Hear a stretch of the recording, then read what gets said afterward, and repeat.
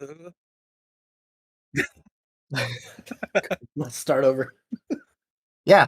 Again, I'm just notorious for doing that. That's just a thing that just happens every time I start a stream. Hi guys, we're Magic and Muscle. I'm Helix. I'm your D and D. I'm your D and D. I am D and D. I am. When you play it, it's me. No. I'm your dungeon master.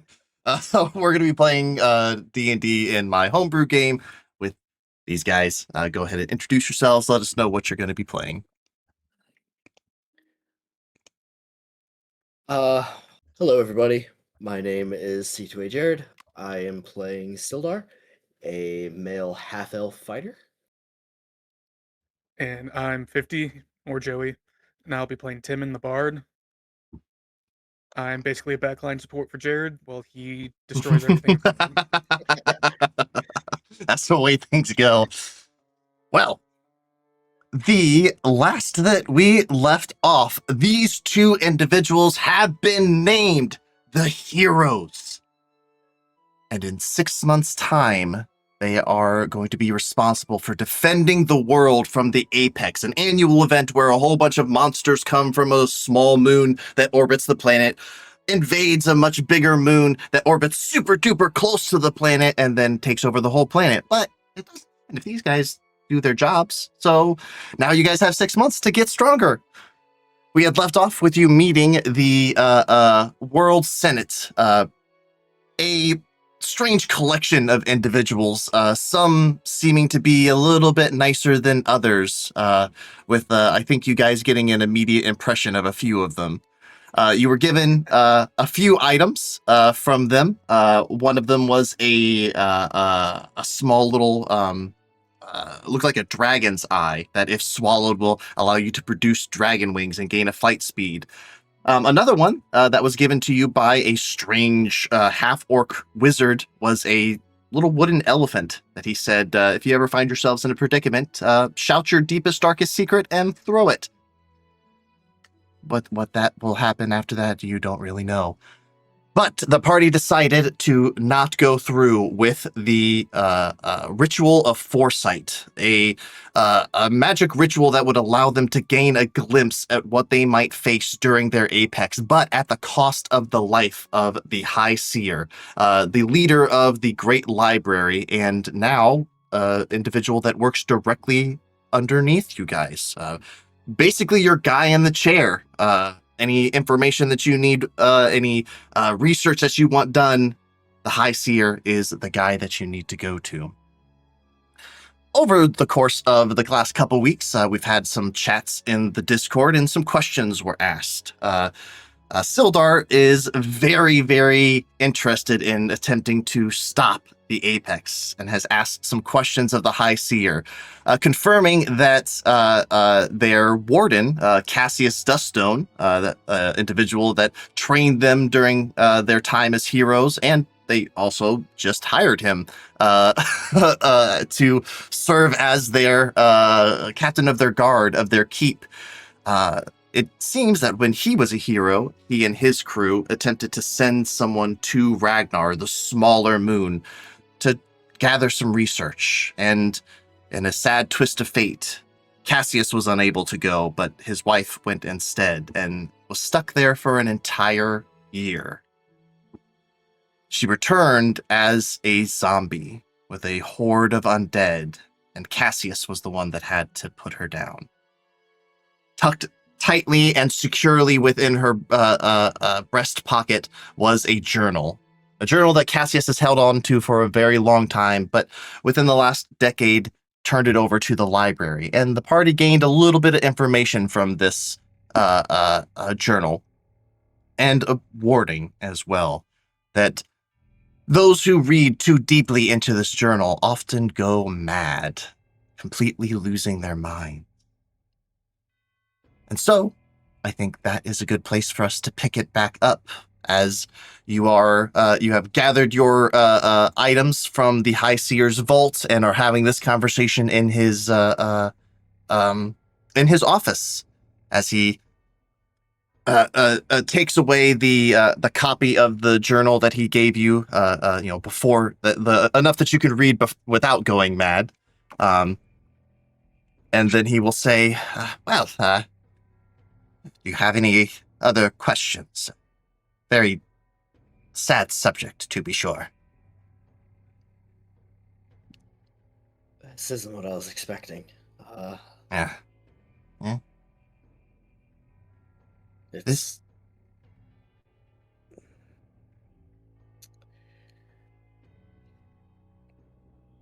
Cassius doesn't tell us much. He keeps to himself, so this is all just the news of what's happened between him and his wife is shocking. Definitely tells you more than he tells me. I did not know him prior to all of this. But everything that I have heard about him, he hasn't changed all that much. Was just as surly and grumpy as he always was. But everything that is told about his wife. If there was an angel that walked Zenith Sill, it may have been Jewel Duststone. All accounts, it shattered the poor man. Imagine having to deal the death blow. But he has seemingly made it a life for himself. He seems happy enough, I suppose. I hear that he is going to be working for you. That will give him something to do. He likes bossing people around. He will have plenty of chances to do so. He's going to get us the best crew he can find.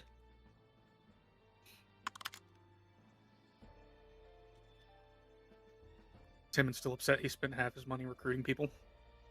Oh, I do need to take the 100 gold out. Done. Well, have you all decided on what you wish to do next? I know that you have a good group heading towards the keep to get things established for you, but are you heading straight there? Or taking Simon up on his offer? Maybe another job? I think we're gonna check out Simon's quest.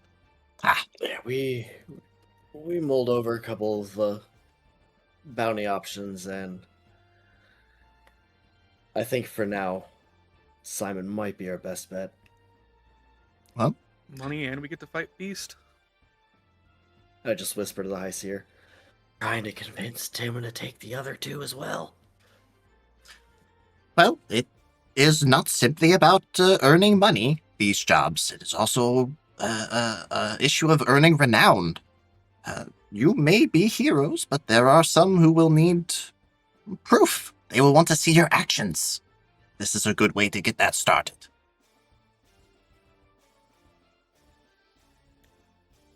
I agree. The world definitely needs to be in a better place, and I hope that we can make a small dent to put it on the right path.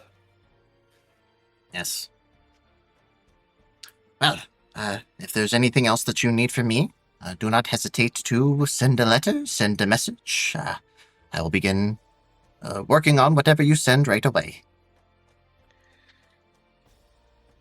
Gunthar, I do have a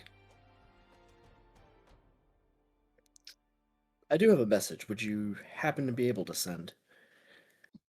Most likely, yes.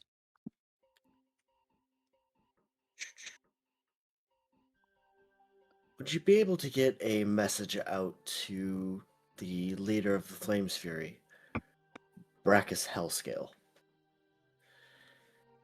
By chance. Was that the leader, or was that just the... I thought that was the leader. Let me double check. Because I didn't know his name before. Oh, yeah, the guy that you fought, yes. Yeah. Brachus Hellscale. That is the Dragonborn that you fought. He is not the leader of the entire mercenary group. But he was he was in charge of that particular crew. Fervor Brimshollow, a tiefling man, is the actual leader of the Flames Fury. Okay. Brackus is just a lieutenant, maybe, like, definitely not second in charge, but also not the low man on the totem pole. He probably has some weight within the organization. Okay. Yeah, I'd like to get a message out to Brackus if possible. Oh, what would you like the message to say?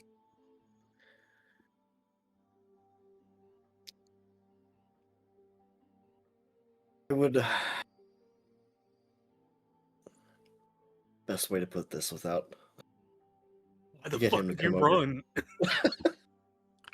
Well, would you like this to be a magical message or sending a letter of some kind? Would you be able to do this magically? Oh, my dear boy. Yes, I am quite an accomplished wizard. Forgive me, I know nothing of magic spells. It's all foreign to me. No offense taken. No offense taken. A simple message. If he would be willing to have a discussion and meet us at the Hero's Keep, say maybe about a week's time, I would like to have a bit of a discussion with him. All right. I would also recommend making sure that your employees are made aware of this as well. You did not seem to get on very well, Brackus and you. I'm hoping we can, at least I can find out whatever his issue is, and maybe we can work things out, as he does owe me some answers after the tournament. All right. Well, one moment. And you see him close his eyes. Oh, dear.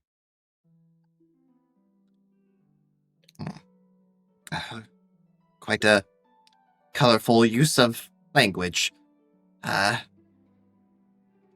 Something wrong. The look on your face is a little. You seem shocked. Oh, he simply responded very quickly. You can do that. What? Oh, I yes. need to learn that skill. It is a simple sending message. I am limited to 25 words, but it is a psychic connection between the two of us. Because I am... Magic is awesome. It is quite amazing. But, paraphrasing, he wishes to know what's in it for him. I am not surprised to hear this. He is a mercenary, after all.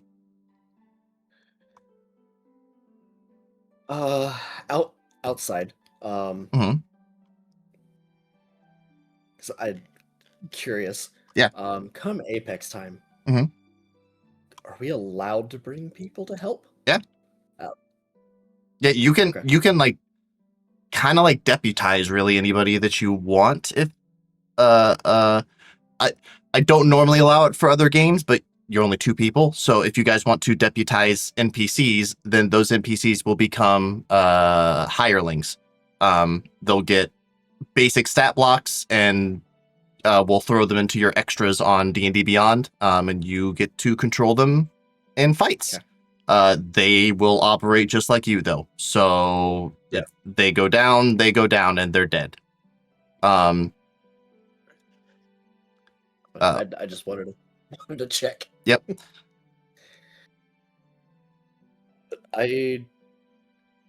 How would he feel to still somewhat become a helper of Heroes of the Realm? Oh, He has his chance to slay creatures. all right. Well, I will send this message, but it is my responsibility as your high seer. I will speak my mind. I don't think that this is a very good idea, Sildar, but I, I did really like him. To be honest, I'm very glad that you guys won, not them. Me too. But I probably would be hoping we dead. I'm hoping there's a chance we can work together. Maybe put aside differences. I will ask. Appreciate it. That discussion is all I ask from him. He reaches over and takes a sip of some tea, and then settles back in. You see he, and now that you're like really paying attention to him, Sildar, you see that there's a little like hand gesture that he does, and then you see a small little magical circle appear, and then poof off and away from him, and then he kind of screws up his face again, and his eyes open. Again, quite colorful language, but unexpected response.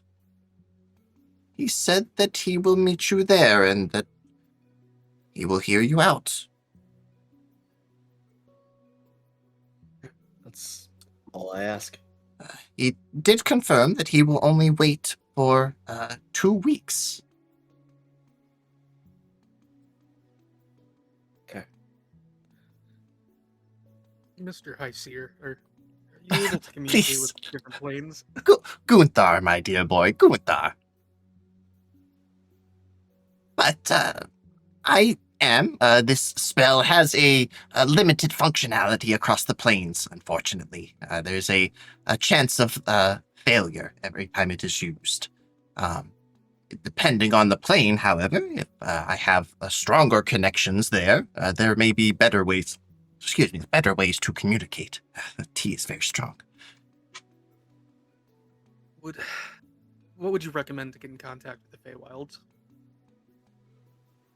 Particularly the Sealy Court. Feeling a little homesick, are you? I don't want to talk to my mom or dad. I just want to let Sir Petalor know that I'm a hero. Oh, Sir Petalor! Quite a charming little fellow. I did not know that you are friends with Sir Petalor. He's the only reason I'm here. Wonderful. Well, I will have to thank him if I ever get to see him again. I will, I may send a message. It may not, it may take a little bit of time to get there, but I will continue to make attempts until it's successful. Thank you. I have the ability today. I still have the spell slots. So give me one moment and I will take a crack at it. DM is pulling up what the failure rate on said is.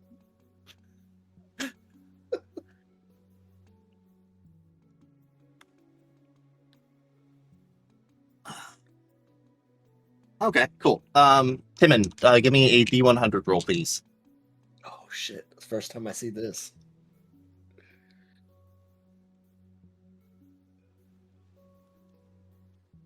Uh, 68. 68, awesome.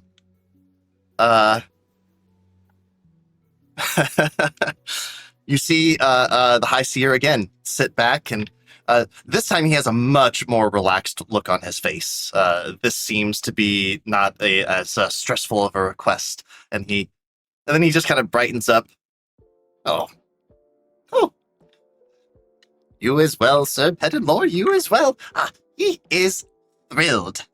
If I could recreate his spunk, I would, but alas, my bones are far too brittle for that. But yeah, he seems to be quite excited for you, my dear boy. Still over dramatic as ever. Oh, yes.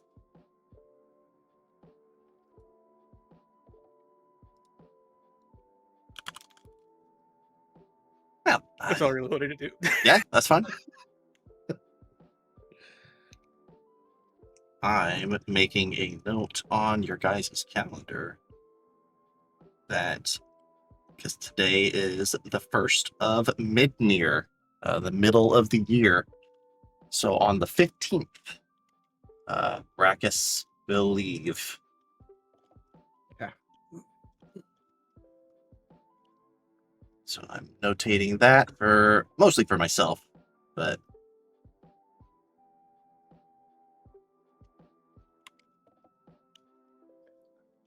Guessing we should probably send off our squad to the keep and get going to the Farlight quest.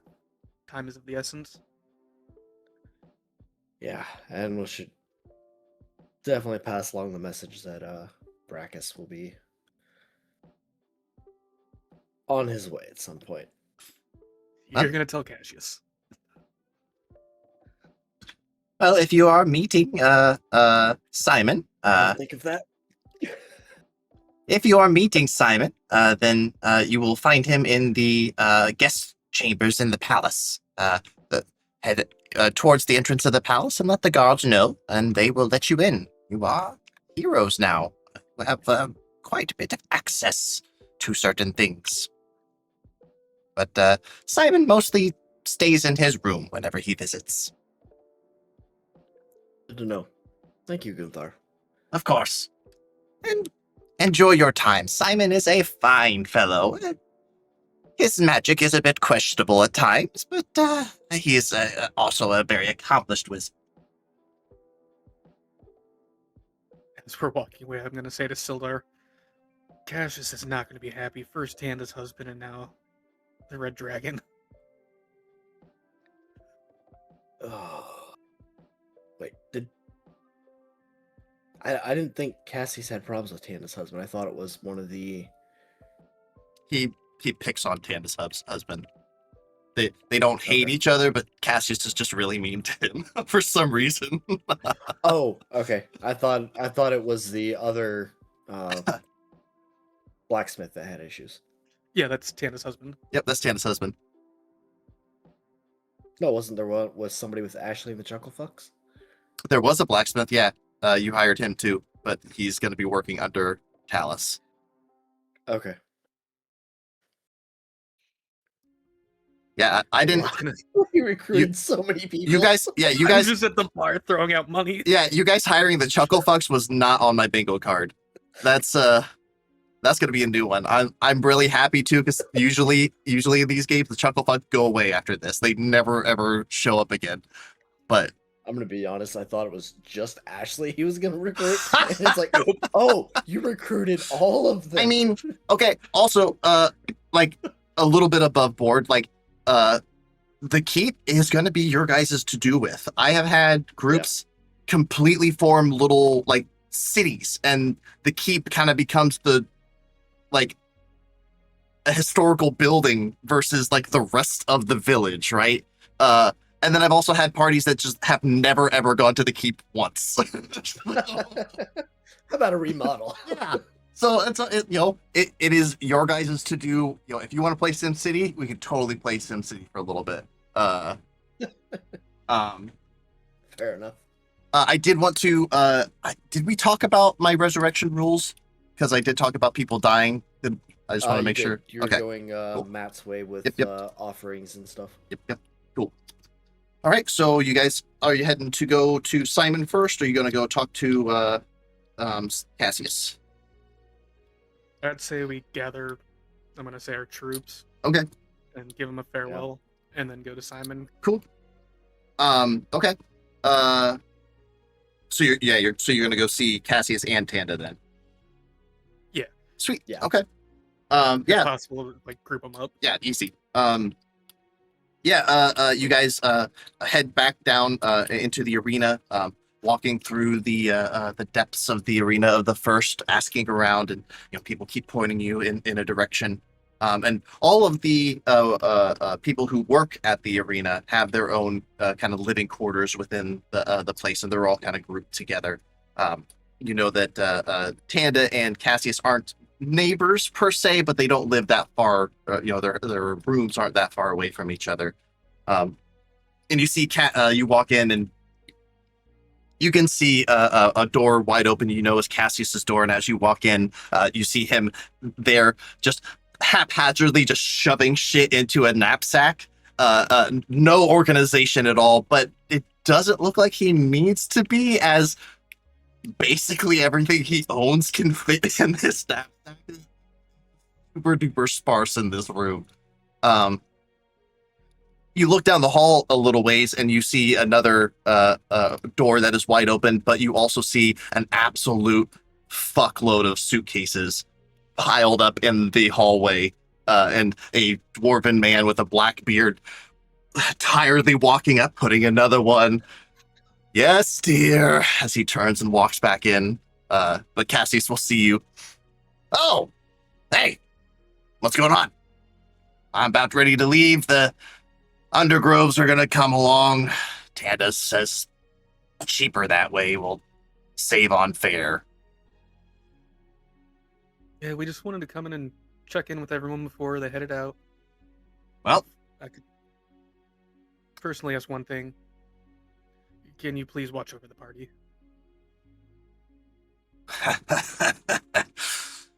don't worry, Timon. I know how much you love Tanda's cooking. I do too. So, don't worry. She'll be the first one that I save. And Appreciate then I'm that. going to hide behind Sildar, and I'm like, don't you have something to tell him? Crosses his arms. What's going on, Sildar?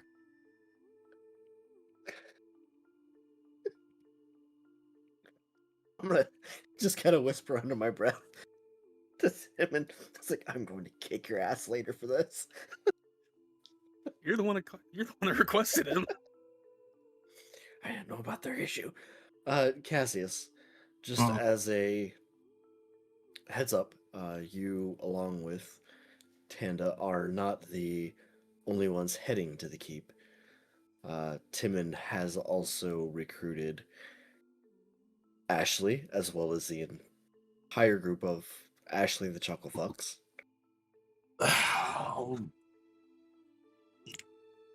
I'm gonna peek over and go, that's not the real kicker. Wait, that's not the bad news? There's 2 more parts. We have also, with Tanda, we saw it fitting to also bring her husband along. Now, you two do not have to see each other. You guys separate in your own wings, your own rooms. But we do request that if you do run into each other, please respect kindness. Don't really want any fighting. Sildar, are you asking me to be nice? At least a little bit nicer than what you are to Timon. He goes to, like, he holds his finger up and then like narrows his eyes at both of you. Is this an order? A mere request, not an order. Oh, good. Then I can tell you know to fuck better off. than to- Absolutely. I expect nothing less from you. I promise we won't start any fights. Which brings me to the next thank you. point. Wait, we're not done yet? Remember the Dragonborn that we beat? Yeah. Sildar requested he come and stay. The He's gonna be there for fuck about 2 did weeks. you do that for? Not Timon, you're out of context. Not stay. I merely want to have a discussion. He's coming by just for discussion with me, so we can hopefully clear some things up. He has some answers that he did not give me after we and I royally kicked his ass in that tournament. He just up and left. But all you'll I be want there is for about 2 answers. minimums max. And maybe we can find some common ground. I know you're not happy, but Oh, he does know you picked up a on that, little eh? bit more. He knows something he's not telling me about my home, and he owes me answers for at least beating him up. When you say that he knows something about your home, then he like stops like all the bluster. Oh. Well, He re- if it's important, why didn't you just say that instead? well, I want to let you know that he's on his way. But he's not staying permanently, just a mere discussion with him. All right. Well, I'll keep a close eye on him. I definitely don't trust him. Most like he'll be confined to his room, the dining hall, and be able to go outside for exercise and that stuff. Not, he won't be a prisoner or anything, but I don't want him poking around the keep. I don't either. I trust you to do what you do best. Well, of course you do. That's why you hired me. I'm straight. All right. Well, I ain't happy about it, but if it's important to you finding out about your home, then I can't say much about that. Oh no, everything just flashed on me. Hopefully we're still streaming. Above board. Do I What's know happening? I'm sorry, You're good. Okay, I think I'm okay. Do I happen to know how much Cassius knows about Aurelian? I mean, did you talk to him much about it? I did not. Okay. Which is why Then all he has ever said, like he knows that Aurelian was destroyed. okay. I mean, because most everybody knows about that. That a whole village, a whole village just disappeared, and like disappearing, but getting destroyed is kind of a noteworthy thing. But Okay, I wasn't sure. Yeah. I just wanted to check. All right. Well, I'm gonna turn off my window because something's wrong with it.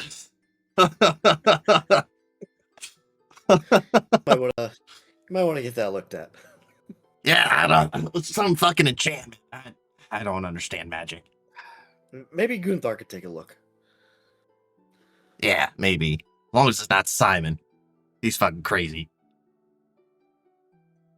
We are off after this to actually go see Simon. Oh, well, I mean, he's got a good. quest for us. So He's a nice enough guy. I wouldn't trust his magic with a 12-foot pole.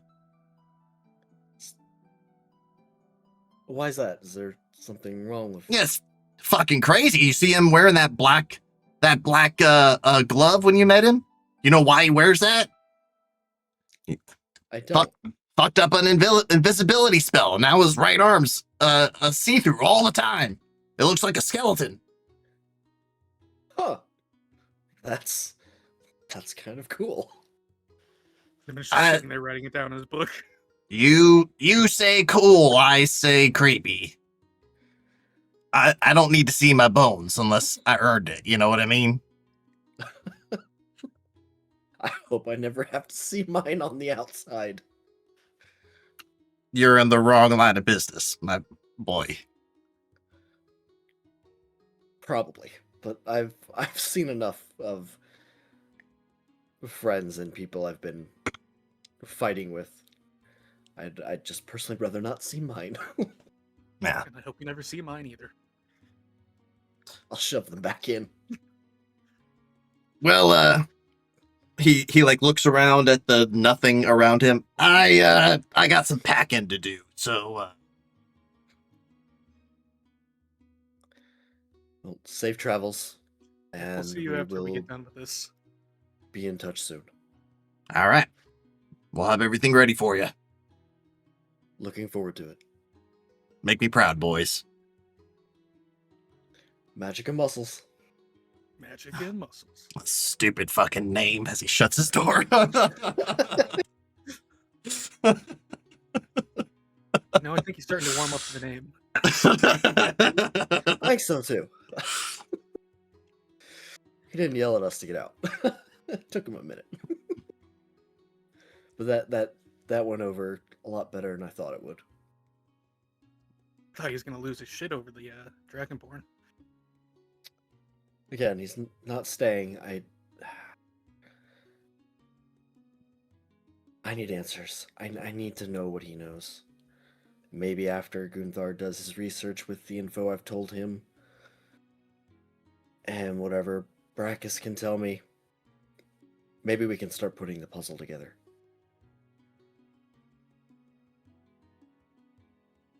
I'll give It's the Gunther only- time. The only people we really need to see now are the Chuckle Fucks. Let's go meet Ashley and the gang. Did you want to talk Yeah, to let's warn Tanda? 'em. Oh, Oh, yeah, yeah, we do need to hit Tanda. Okay, no worries. Yeah, you walk just down the hallway a little bit towards that massive stack of suitcases. And as you're walking up there, you see the butt of a dwarven man as he's like hunched over, pulling this massive trunk. And he stops and looks up. Oh, hello, boys. Never actually formally met you, but Talus Undergrove, good to meet you. He comes and gives you a real firm handshake. Sildar Vorthil. Not wonderful to meet you. Heard a lot about you two. And I'm Timon. You hear? Oh, go ahead. No, go ahead. You hear? Is that the voice? And Talus just smiles. Oh, you know it. As she pokes her head around the corner.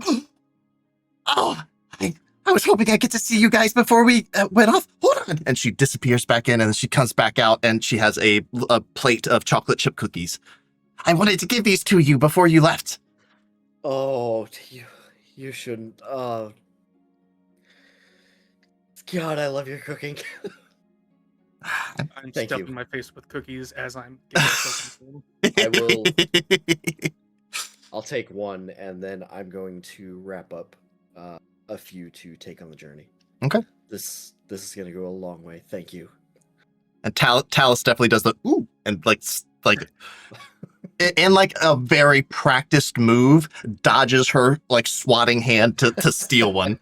And she just like gives him a look as he like already shoves it in his mouth, crumbs all over his big black beard. Well, I'm very excited to see the keep again. It's been so long since Talus and I have been there. Yep, that's where we fell in love. You never told us that, Tanda. Oh, well, you don't need to. There's a lot that you don't know about all the goings on. Yes, Talus and I served on a privateering ship for a little bit of time until we were pirates. That's a little harsh, Talus. We never hurt nobody innocent. You know, just the ones that deserved it. Most of the other pirates. But yeah, we were pirates. the lore continues to get deeper. He kind of chuckles. Well, we served together for so long, never even thought about the romance. But well, let's just say that first journey to the keep is special for each hero, and Tanda's and I was real special. I'm guessing Tanda also told you about the situation where there will be another blacksmith, but he'll be under you. Yeah, I did hear about that. I'm familiar with him. Gene, I believe his name. He's a fine fellow. Has a lot to learn. Tanda will. Also, Oh, go ahead. we're gonna try keeping you and Cassius separated, but Oh, yeah, good. Yeah, well, so you don't need to. Yeah. Oh, thank you. can I look at Tan and go, keep Cassius in line, please? Oh, you don't have to worry about that. I'll just threaten to hold lunch. Oh, Talus, and she like looks to you, Sildar, like if it's okay to bring up the subject because you had asked her about him, if that you might have something to talk to him about, right? You weren't specific, but That was not me. That was Timon. Yeah, I that- know nothing oh, about that. I'm so sorry. Okay, then she would not have said anything. I apologize. Can I pull Talus to the side and just be Yeah. like, we're going to do Simon's quest right now from the bounty board, Oh yeah, Simon. Yeah, he's a good guy. but once we're done with that, we plan on making our way up to the keep. Uh, Sildar has a weapon that's very close to him that is currently broken. Oh. Well, that's no I was good. hoping I'm hoping once we make it up there, you can work your magic and make it whole again. Hmm. Definitely can see what I can do. Is there a reason that you're bringing this up and not him? I want to kind of surprise him, and I turn to look at Sildar, and I just give him a thumbs up and smile. I'm just having a conversation with Tanda. Mm-hmm. Well, do you know what kind of weapon it is? Do you know? It'd be better if I could see it so I know what I need to prepare it for. It's a sword. Hmm. Correct me if I'm wrong, Sildar. It's basically just the hilt. Everything else is like broken on it. Yeah, it's a broken longsword hilt. There's a small portion of the blade, but that's it. Okay, I'm There's gonna not much. relay that information. It's basically a long sword from that he has a special connection to. Hmm. All right. There's no way for me to see it beforehand. I shout very loudly, "Hey Sildar, can I see your sword for a second?" I hear this. I look and give him a strange look. What are you going on about, Timon? Oh, nothing. And I turn back to Talus. I'm like, I think that's gonna be a no for now. I take out my my rapier. You talking about this one? The other one, the non-pokey one. Think for a minute.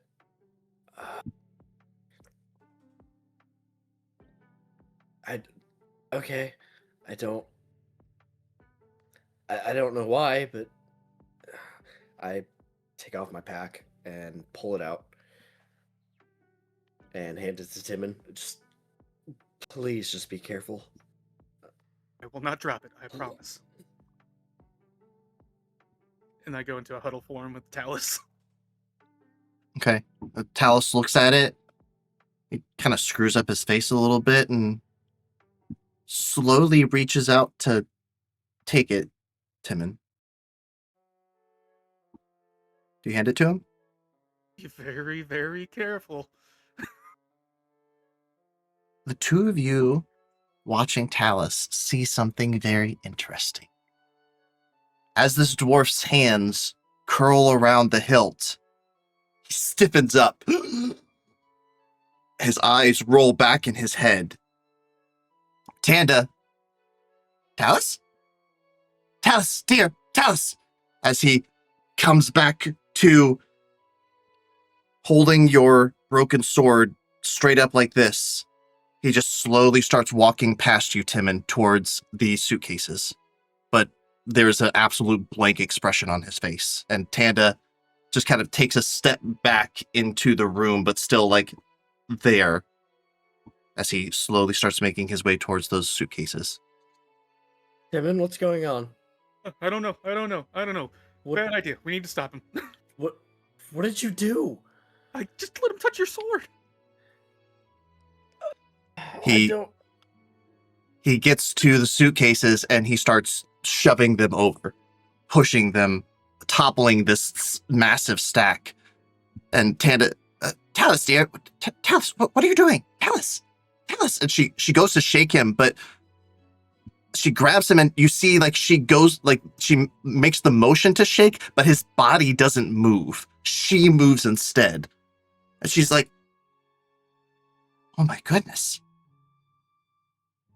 And like she kind of has a smile on her face as he continues to pull things, and he gets down to a medium-sized trunk that he throws open and pulls out a much smaller box, probably about that big by that tall.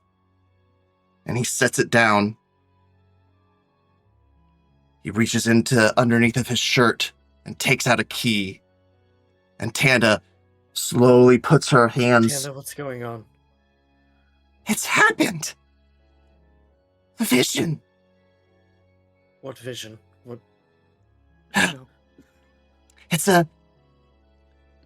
some dwarves go their entire lives without ever having this. This is Talus's first step to becoming a master smith. Whenever they find something that is going to be their masterwork, they fall into a trance. He has been preparing for this day since before I knew him. You see as he slowly unlocks the little chest and folds it open, and you see a bit of snakeskin, several different vials of what look like oils, maybe, but stacked very neatly at the one end. Make I think a nature check, both of you. I think this would be nature, because neither of you have any background in smithing, right? Uh, -1, 11. 11. Okay. Because I have bulk hero, I know how to use Tinker's tools. Okay. It wouldn't do anything to help with this, unfortunately. But and even Sildar, you see 5, maybe 6 bars of some type of metal. It almost looks like silver, but there's a different kind of shine to it, almost like a very light blue hue to the silver color. As he holds it up, and then what? And he looks up, and just a big ass grin on his face.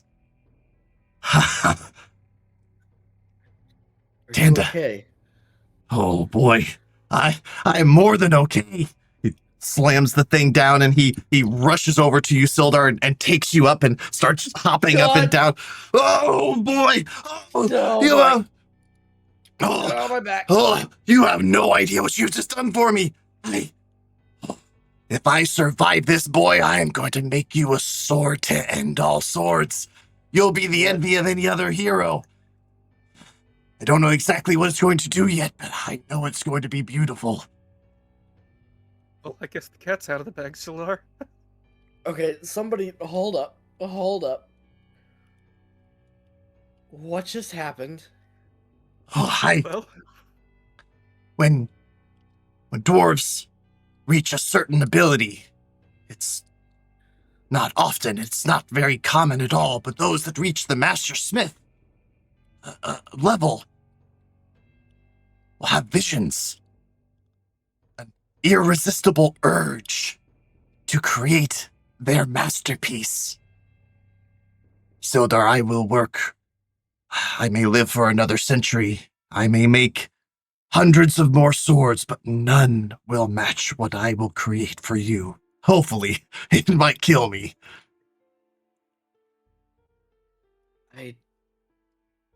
Okay, back up.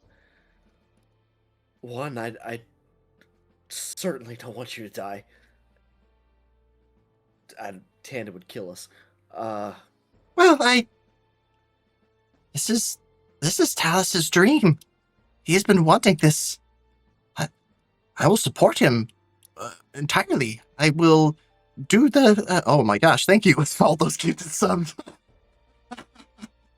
Oh, welcome to hell with us. He will say. She will say. I will do everything I can to support you. Or support him. I will do my best. I will make sure that he doesn't starve, at the very least. That's the most common way that Master Smiths die. I guess I should have prefaced this by saying this was supposed to be a surprise, Sildar. Huh? We're planning this? Whenever, I hired Tanda and Talus and the Chuckle Fucks. Were you going to tell me? I mean, when we got to the keep and I was going to have you hand over your sword. Talus will kind of,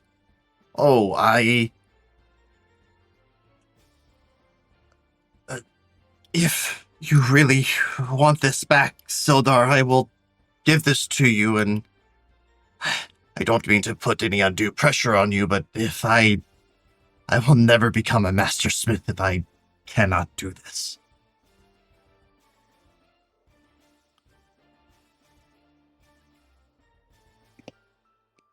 I'm gonna. I, mm, Talus, you have to understand this. This sword is important to me. Sure. It belonged to my father. Yes, I can feel the Is- history on it. It's the only thing I have left from him, You and it was supposed to be given to me after my quest was done, returning home as my as my village's hero. do Are you you saying you can repair this? My boy, I can do more than repair this. The sword spoke to me, told me its history. Did you know that it used to slay demons? No, I don't. My father never told me about that. It's very likely that he never knew. Its magic had long gone out. Happens sometimes when weapons aren't used the way that they're supposed to be. Magic fades over time. Your ancestors. Oh, they made the abyss quake, my boy. And once I'm done, we'll do it again.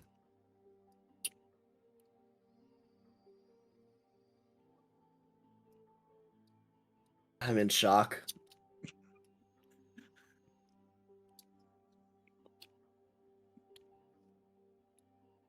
Talus, can we give him some time to think about it while we're Oh, on this quest? yes, of course. He,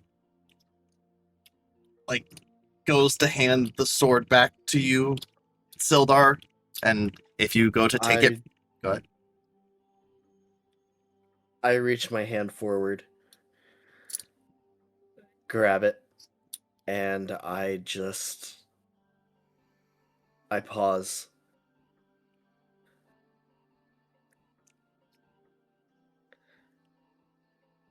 In the middle of pausing, it seems like for me time is just still. And I think of my family and my father and the last conversation that I had with him.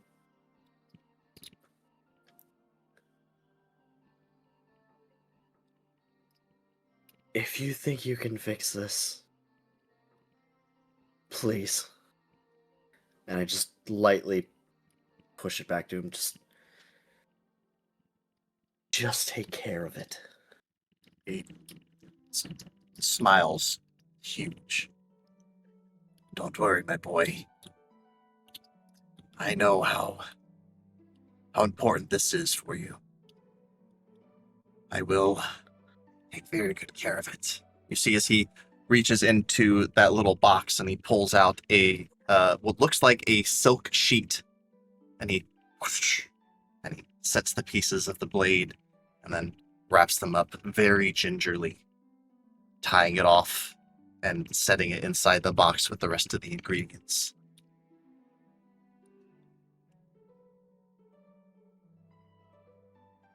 Sildar,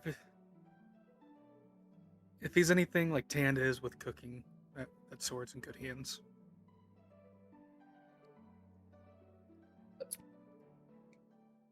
Silence. I'm just making enemies everywhere. Well, I am very happy for you. Sildar, thank you. Talis has already said that this means a lot. It means a lot to me, too.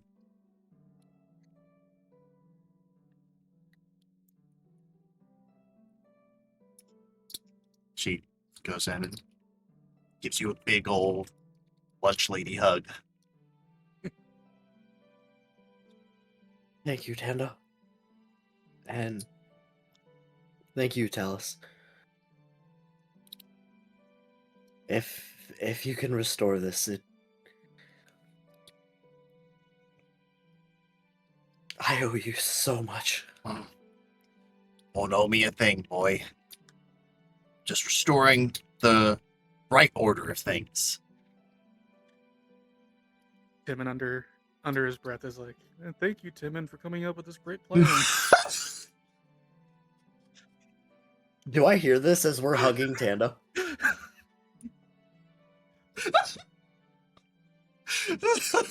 How quiet are you trying to be, Timon? Oh fuck. Can I roll an opposite performance check? The higher it is, the worse I do. I think this would be a deception check instead. I think Deception? I think deception would be a good one. Nat 20. Ah! I was gonna see about making a roll, but never mind. No. Nope. I mean, you can roll, see if you get a nat 20. I'm gonna roll for Tanda. Talus isn't paying attention at all. Oh god. Nope, Tanda's bawling. She's crying. What do you want? Perception? Yeah. Would I have advantage as I think that she would have disadvantage, don't you? I mean it's my sword, I feel betrayed. Yeah, that's yeah. You got a Alright. lot. You got a lot on your mind, don't you? Like I would imagine. I do. I'll take disadvantage on it. Yeah. 1 in 400 chance. Oh. 16 total. God damn it. Okay. Yeah. No. I'm sorry. That's my one good roll for the night. I hope you guys know.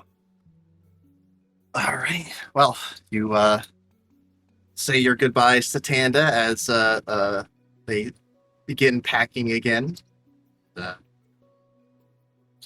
Whew. We'll see you soon. So, Safe travels. And thank you, Talus. And Tanda, thank you for the cookies. Of course. We'll see you soon. Safe travels. Keep Talus and Cassius away from each other, please. I'll do my best.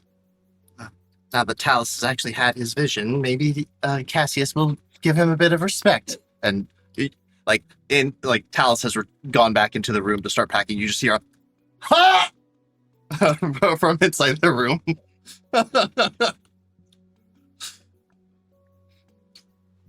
I guess as we're going to meet the Chuckle Fucks, I start walking. I'm doing the thing where I'm like, I want to say something to Sildar, but I feel like I fucked up, so I can't. I'm just like, I'm I feel like I'm walking ahead of Timon right now. Timon, come on, we gotta meet Ashley and the rest of them. yep. Let's go meet him. As we walk out, I whisper, "Thank you, Timon." That Trying to. Is that whisper where I can hear it? oh yeah, I'm whispering to you. Okay. I was trying to keep it a secret so you could supervise the reparation, or not reparation, that's a completely different thing. The repairs of it. It means a It lot. just- I'm not expecting this. Wasn't expecting him to go full zombie mode.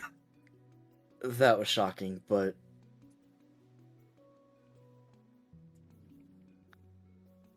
we're gonna have a discussion about this later. I walk off. As I'm trying to catch up, I'm like, did they say they were pirates? Don't change. We're not done. We're not done. Don't chase. Oh man, I've been Go meet Ashley. I've been sitting on that since you told me about the broken sword, dude. I have been sitting on that since you told me about the broken sword. I've been just waiting.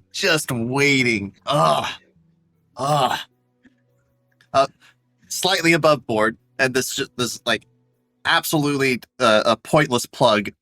Everybody who likes D&D and likes reading, go read the Dristward series. They're so fucking good. I definitely took this idea from a character in the Dritz series, but it in the books it says that dwarves often do this. So I think that it's super cool. I think it is I don't know. I think it's a really cool story moment for this for Talos too.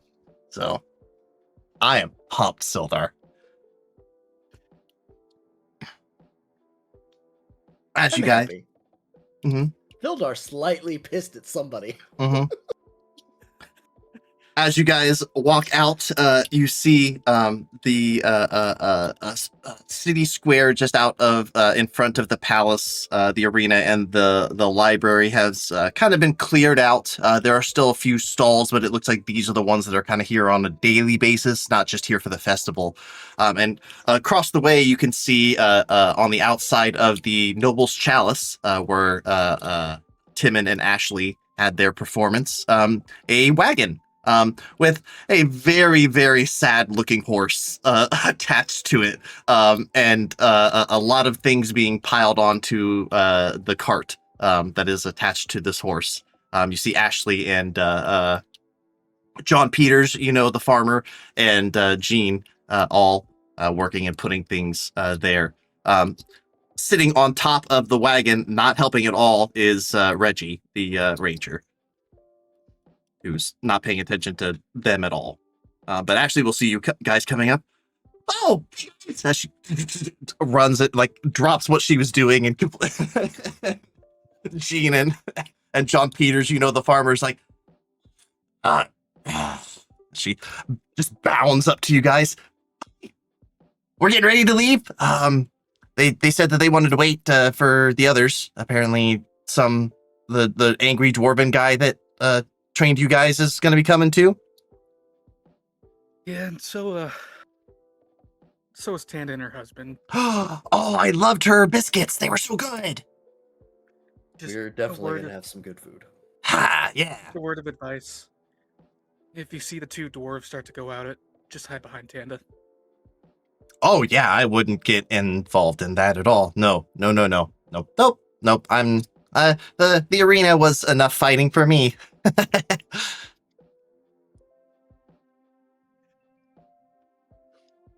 Could she tell something's like Oh, wrong sure. between me I'll- and Sildar? Yeah, I'll make an insight check. I'm gonna set the DC. She doesn't know you guys super duper well, so I'm gonna set the DC relatively high. Okay. She's like smiling. What? Did something happen? You guys look sad, mad, disappointed. Sildar, your ears get like the tips of your ears get really, really red. I might have I've let a never secret noticed. out. You might have what? An interpersonal secret between us Oh, may have got spilled, and I love secrets. well, I'm pretty sure Tanda can tell you all about it. Oh, all right. Well, she seemed like the talkative sort. I could probably get all kinds of information out of her. I gonna- turned to Ashley and I'm like, if I don't come back, it was Sildar that killed me. Her face immediately drops. What? That's a joke. It's a joke. I look at Oh. Sildar. I'm pulling out one of the cookies that Tanda gave me, and Ashley, this is for you. Oh, is this one Tanda's cookies? You know it.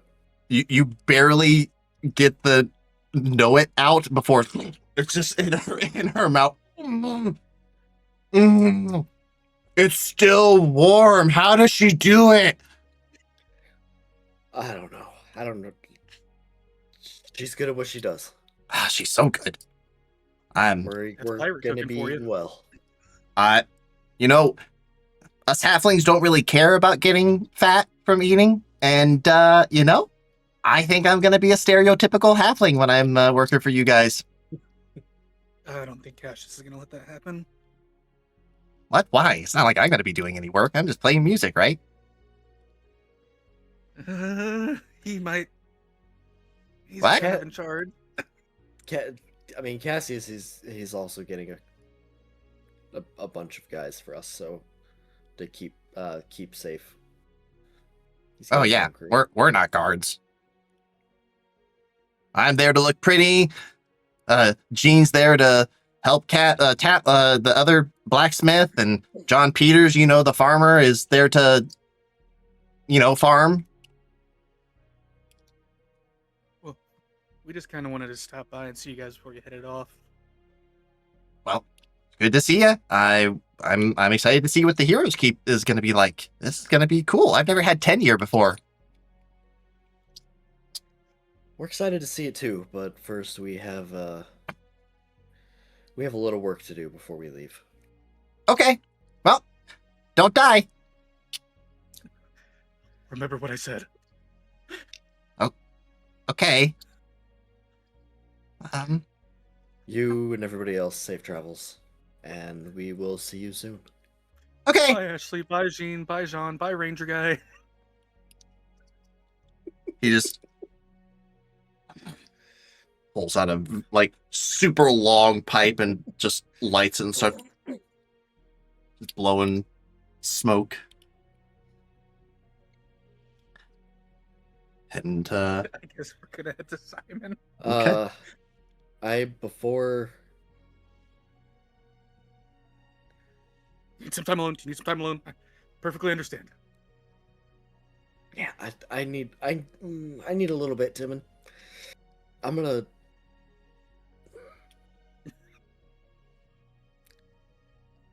I'll meet you back at the bar. I need to take a walk. I need air. I immediately walk into the bar and order a beer. Ash, they're packing stuff up, and Ashley, oh, good idea. And she just again drops the stuff and goes to follow you, Timon. Zeldar, where are you heading off to?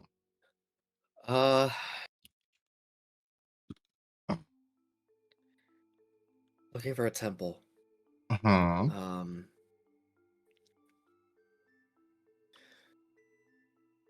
I need to pull up.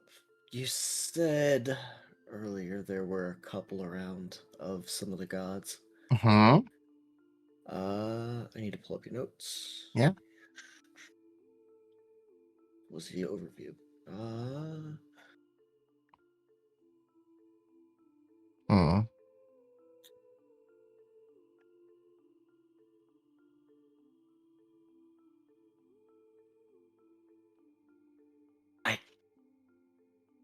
I want to try to find some sort of temple of Kord, the Stormlord. Okay. Okay. Give me 1 second. There it is. That's what I wanted.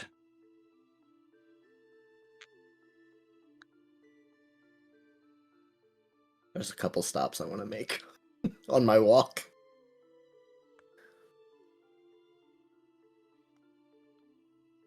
Okay. So, in that case, I will show you guys this. A new map. Oh, wow.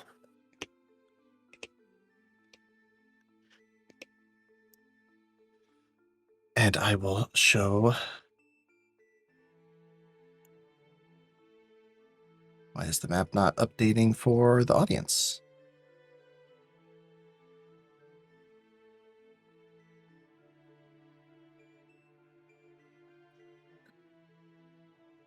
One moment, friends. Technical difficulties. Oh, no worries. You guys can see the Navos map, right? Yes. Okay. So why can't they?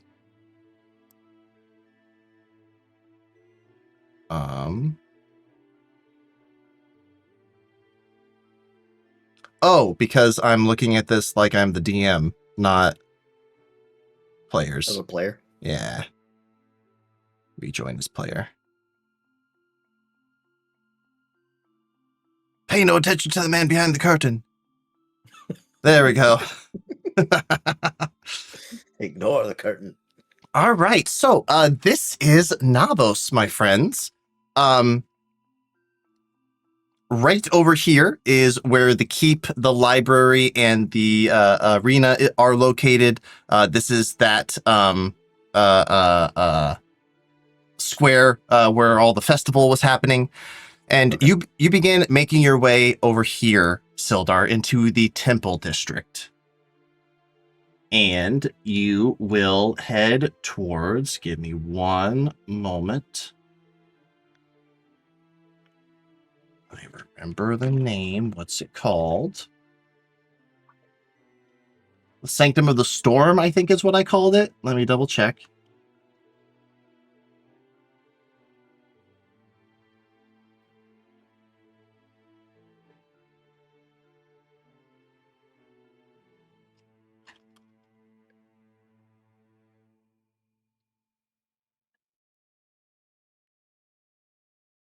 All right, yeah. So, you begin making your way, and you pass by different other structures. One of them appears to be very much a Central Park kind of layout, right? Large open spaces, rolling fields. You see a little babbling brook that's kind of going by, animals all around. You see a lot of individuals kind of going around tending to different creatures and different plants and things like this. Sildar, this is the Evergreen. This is where individuals come to worship Melora, the Wild Mother. And a little bit further past that, and up on a bit of a hill, not a massive hill where it's like overlooking the whole city, but it definitely is up higher than the surrounding structures around it. You see this massive, kind of like Greco-Roman style structure with very large archways that are supported by these absolutely massive pillars. You can see on the inside, there appears to be a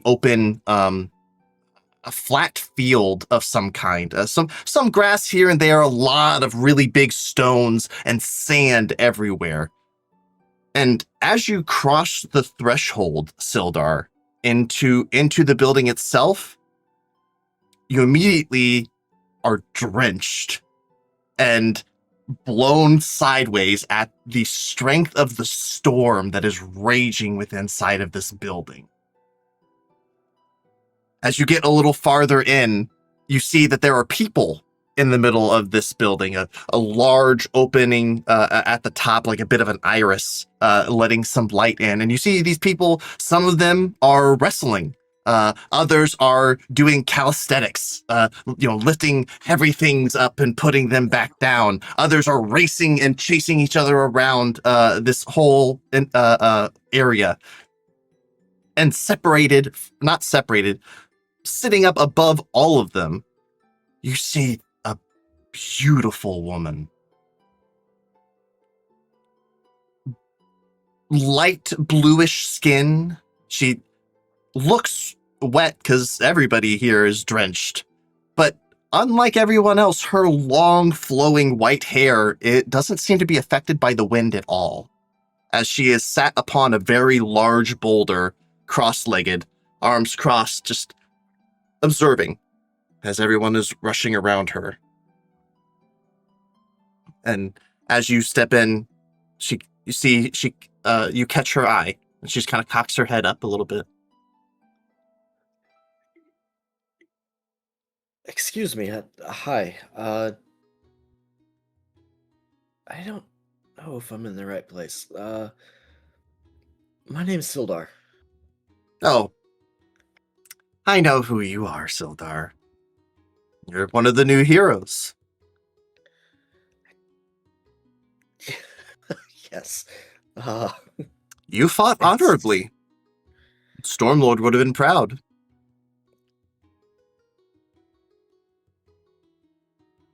Can help. My friend Timon provided much aid and assistance. I didn't do it alone. Timon wasn't the one that swung the sword.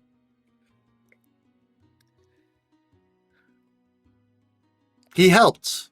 You dealt the blow. Dimon's in the bar and he's like, I think someone's talking shit.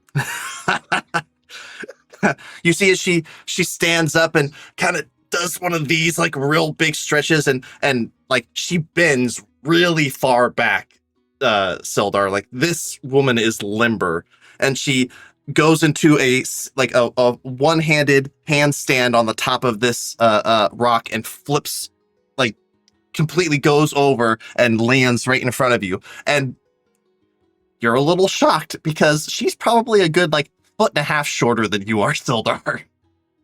And you see a Air Ganassi woman as she's just kind of standing there looking up at you. Her, white hair, almost like clouds, just kind of resting on her shoulder. You're having to shout to talk to her because of the wind and rain. She doesn't seem to have that problem at all.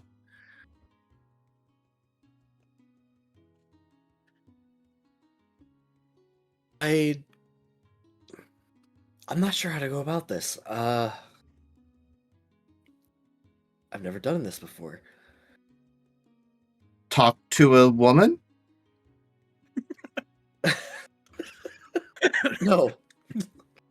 No, I guess I'm not sure how to ask this question. I don't know much about gods or any sort of way to communicate. What would be the best way to communicate? With the Apex coming up, I'm seeking help or guidance from whatever god will listen. Ah. The idea of facing your own mortality has you seeking out religion.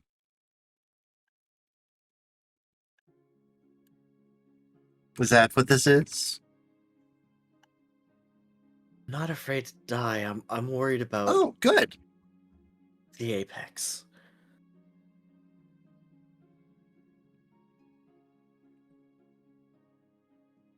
From what I know and what recent research come across, it's gonna be a fight, and I just have so many questions I'm looking into.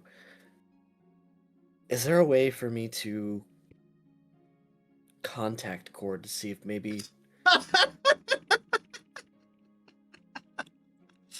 Oh, you thought it was going to be just that easy. You just walk into the temple and ask the gods and they'll answer? again I'm new to this.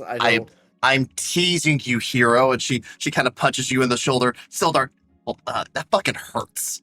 Like, this little woman has some oomph to her as she's just like hit you with the shoulder. I'm just teasing. The gods are... I don't know about all the gods, I suppose, but the Cord is... He's not the most talkative. I've been the Thundercaller here for, probably about 10 years or so now. Never once have I heard Cord speak to me. But I felt him. I understand How his... so? I understand his tenets. I know what he wants. I know what he's really after. Cord doesn't care about worship. He doesn't care about prayer. To worship Cord is to fight honorably, die with honor, to never betray yourself, even when the chips are down, even when you are certain of your own death. You stay honorable, Cord will smile down upon you.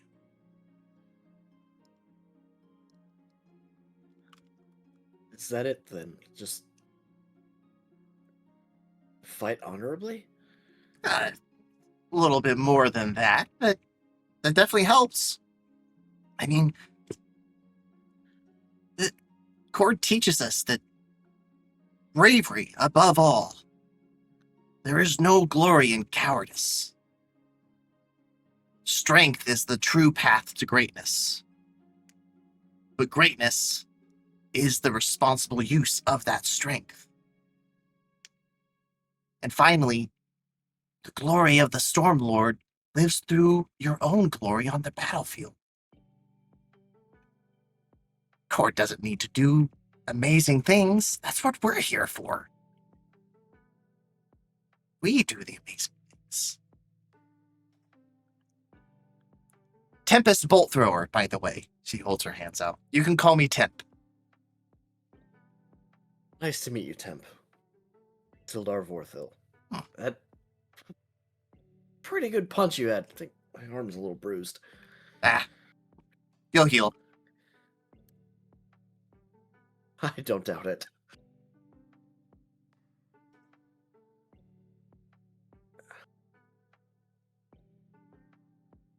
So there's no way to. How would I get a message? I want I don't know if you've been under a rock for the last couple thousand years, but the gods don't really talk to us anymore these days. The divine curtain prevents them from doing a whole lot. I mean, But- I know a little bit, but there's no way for them to reach out at all. Sometimes they send messengers, but I've never received one. I don't know of any recent stories of that happening. But I'm not going to say it's impossible. I mean, crazy things have happened before. I mean, I walk in here every day, and you are having a rough time with the environment in here. But it's like a normal day for me. I don't know exactly why that is, but it's always been that way. Even before I was the Storm Caller or Thunder Caller. I took it to mean that I was favored by Cord. So I've devoted myself, training people, making sure that they can be the best versions of themselves. They don't have to worry that the cowardice doesn't even cross their mind.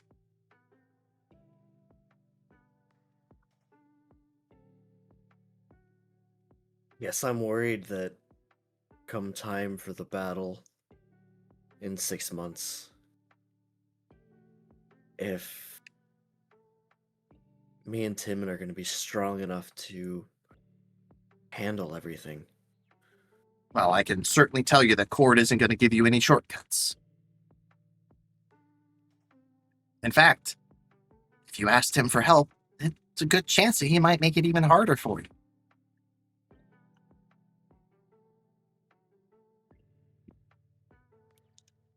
So would I be better off doing the opposite? Just continue fighting honorably in what I do instead of just seeking assistance? That could be one way to go about it. Or you could start talking to him. Start living his tenets. Maybe he'll take notice. Maybe storms won't bother you someday.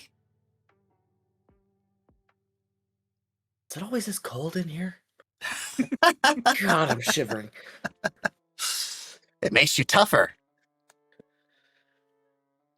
I I'll have always to get used to that. like to tell people, yeah, are having rough times, that do you think that the steel complains to the blacksmith? No. It takes the beating. Because it knows that it's being formed by hands greater than its own.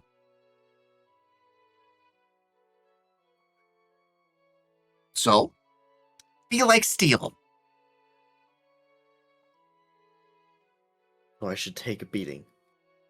It'll make you tougher.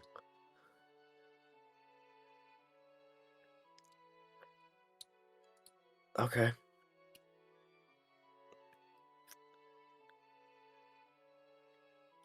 Well, thank you, Temp. I greatly appreciate your time. Of course. If you ever did want to make any offerings or say any prayers, this is the place to do it. Though we don't really pray the same way the other churches do.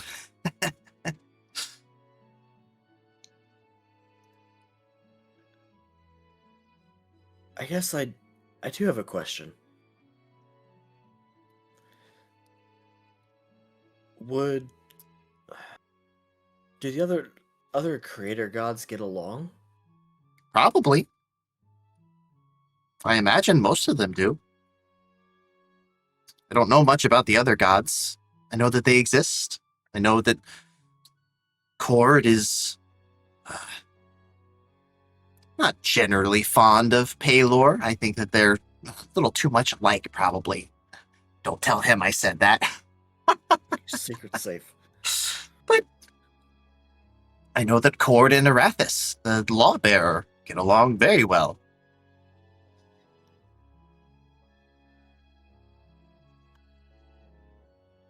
But I imagine that all the creators get along well enough that they're not killing each other. Otherwise, they wouldn't be the creators. The ones that are, they would be betrayers, I suppose.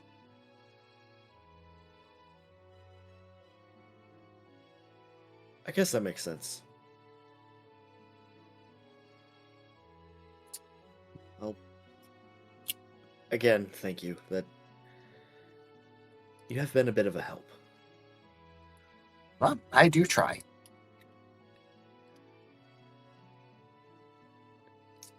Guess who just heard gunshots outside his house? Oh, no.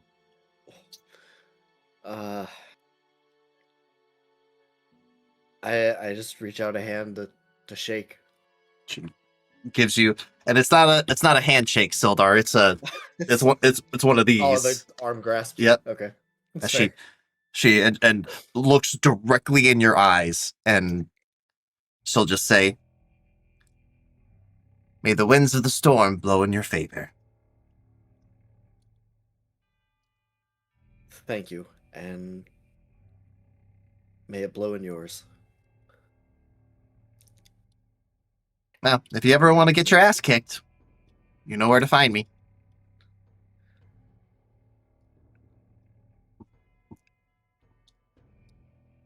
You know what? I might take you up on that offer someday. Yeah. Get a little stronger. Come back and see. Will do. All right. Hey, no, you gotta pick up. And she goes off and starts giving instructions to one of the other individuals there. Okay. I turn around. I walk out. Still freezing. And walking out into the balmy 75 degrees feels wonderful and quite the shock to the system, Sildar, you know. Just that immediate switch. I would like to ask around. Find somebody who could maybe guide me to the Temple of the Raven Queen, if there is one. Mm-hmm. Mm-hmm. There is a Temple of the Raven Queen.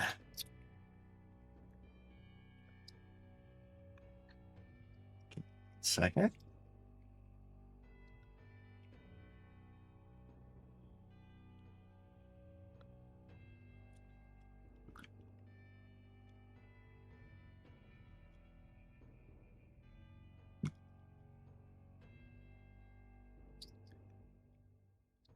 So how's your drinks going, Timon? As soon as I walked into the bar, I ordered 2 beers and immediately slammed them.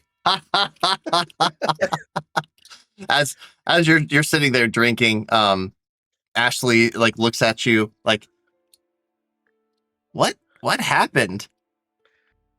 I planned a surprise for Sildar, and I think he's mad at me because of what I did. It was really supposed to be a kind gesture to him, but I think I may have overstepped. I mean,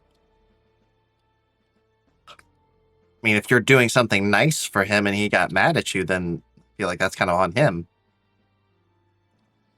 Yeah, but it was regarding something super important to him.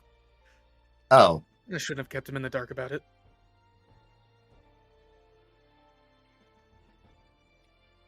It maybe. has to deal with Tanda's husband. He's beaming with happiness, so he'll probably be talking about it on the way down or way up. Ah, so he's the one to interrogate. Gotcha. All right. Also above table, I posted about the instrument and the bards in the Discord just because I couldn't find it as a custom item on Beyond. But I will. It's on my notes section, and I'll update it each time I use a spell. Oh, you couldn't add it to your inventory? No, I couldn't find it. Oh, weird. Okay. I might have to make it. Not that won't be an issue. But I'll do that before the end of next session. But yeah, keep track of all that stuff because you would have that already. Interesting. All right, no worries. Yeah, I'll get it made for you. No big deal. You're not gonna like break up or anything, are you? No, magic and muscles. It's just gonna be awkward until we get into a fight. Oh, okay. That's where we really shine. Well, I don't know. Whenever like John Peters, the farmer, whenever he gets mad at me, I usually just buy him a beer. That makes it better most of the time. Reggie's a lot harder to make up with. I don't think Sildar's the biggest drinker, but I'm sure once he sees the finished product of Palace's craftsmanship, Maybe you could write him a it'll ease song. the situation. And I just sink into my chair. Okay, maybe not a song. Like the rest of this is just gonna be her throwing out different recommendations. She's very encourageable. All right. Eventually, you guys can gather together. Oh no, you're heading to the Temple of the Raven Queen. If there is one. Yeah. Oh yeah. It is just a little outside of town, actually, on the other side of the wall, but not Okay. not really disconnected from the wall. Like the back of this temple, it almost butts up to the wall of the city itself. So it's not just out the gates. Large, big, black stone structure, Gothic. Lots of flying buttresses everywhere. Very foreboding. You don't see a whole lot of people here, Sildar. But the doors are wide open. You see a whole bunch of crows flying all over the place. It's taking a minute to look around. You hear behind you. You come seeking answers. You turn around and you see a veiled figure, almost like a mourning veil.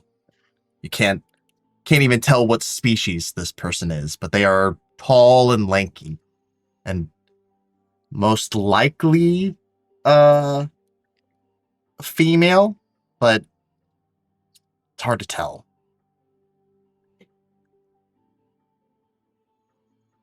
I do, or at least I'm trying to. Hmm. Are you able to help? For those that need it, please come inside to the Raven's Rest. I am Mother Eloris Nightwind. And you are Sildar Vorthril.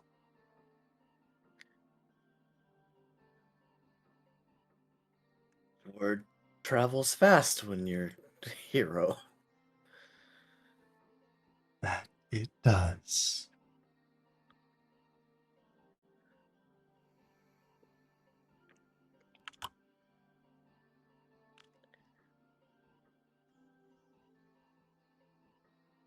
She just walks past you into this area. Pretty sparse, Sildar. Black tile with black stone pews that face there's only like 5 or 6 of these pews, 5 or 6 rows of these pews. You see a low burning candles kind of scattered here and there, and up at the front of the altar is a massive statue of a raven. Probably stands like 8 or so feet tall, wings wide open, and a pale white mask that is set into the chest of this raven.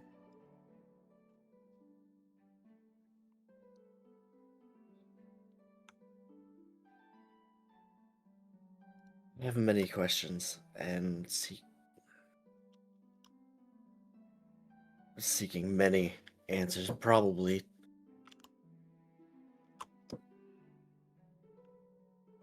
Not probably, more likely impossible answers.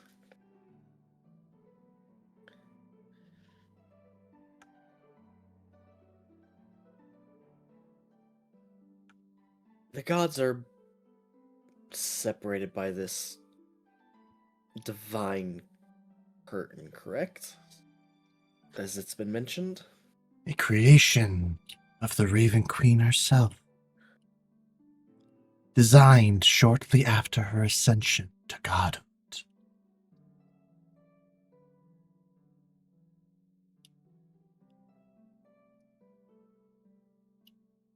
The apex that's been happening. I've been wondering, with some of the research and knowledge, could there be something wrong with the curtain? The apex is for the reason of the apex?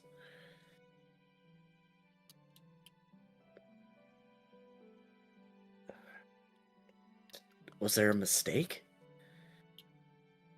Is it broken? You ask questions that have riddled those many centuries your elder, and they have yet to come up with any answers. Why is it so wrong? Why can you not just accept what is?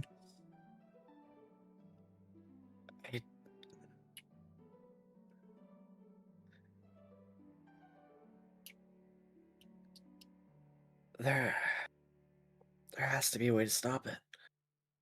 The apex, I can't accept it. This just happens repeatedly, year after year. Is this for a reason? Is this fate of the world? Can we stop this? Why do more have to die? Death is a natural part of life. It is the one thing that all living creatures have in common.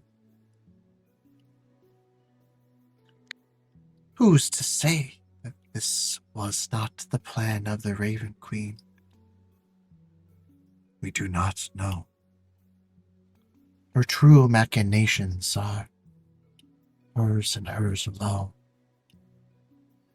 It is only the Raven Queen that is able to see the threads of fate and see which threads need to be snipped and when.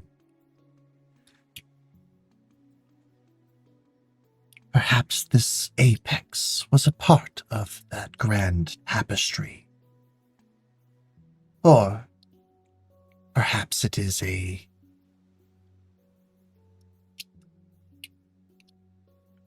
unintended consequence. We do not know. But it is not for us to change. If this is supposed to be fate, then why?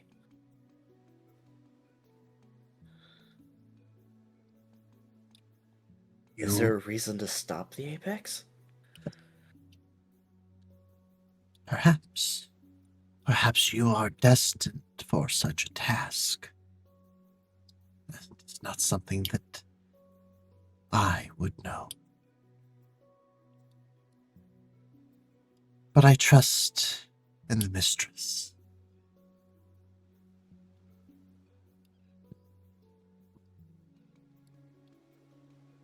Would she have the answers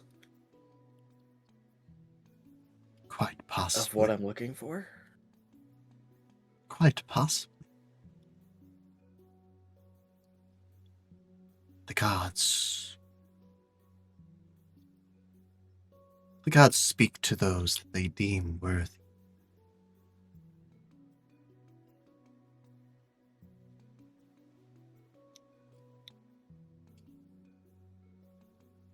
Interesting. I do not mean offense, my young friend. But you are still very young and have much to learn of the world. Perhaps learn about it some more before you go trying to change it. There is a reason for all things.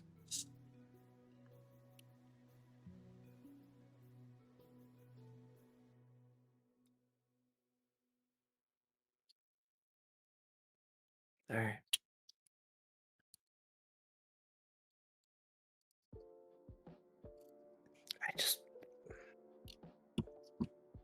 I want to know that our fate is in good hands. That we make it through this. I don't want others to die in case we fail. Death is unavoidable.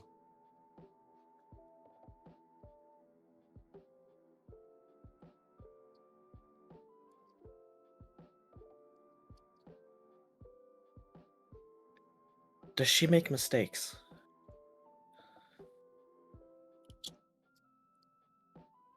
The Raven Queen. Is it possible she could make mistakes, or something could have been changed in her design?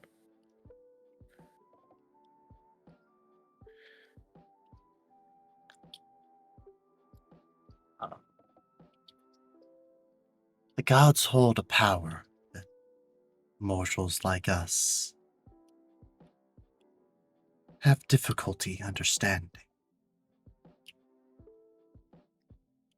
If you saw the grand tapestry of fate, are you confident that you would be able to pick the right path throughout that tangled web? The Raven Queen has been spending centuries learning the intricate paths of fate. Does she make mistakes?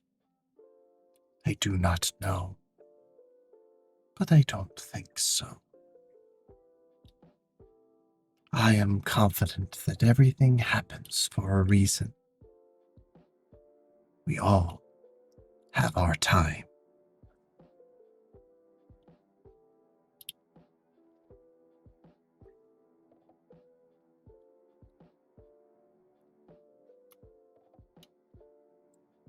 Okay. Well, thank you. She slowly bows her head.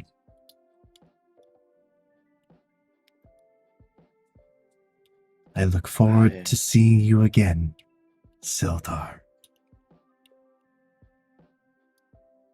I'll be back. I know. Slowly turn and walk out after bowing.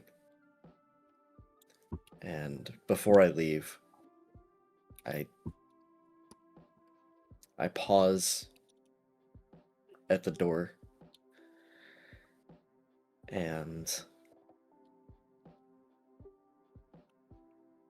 I just kind of in a low voice, not completely out loud to hear, just kind of to myself. I think something's wrong. Fate. This can't be everybody's fate. I think at least one person.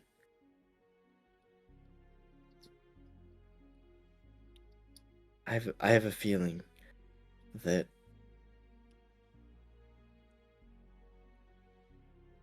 something happened that shouldn't have done. I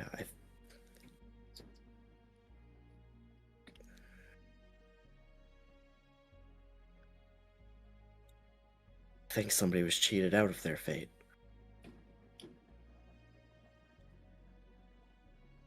I wonder if you know, or if it was by design.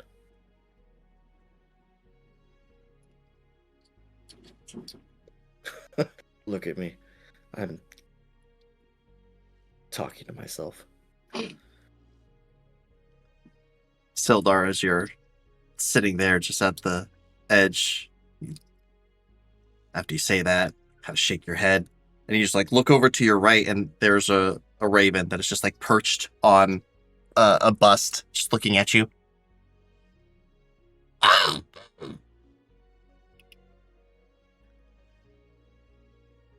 I stare at the raven, and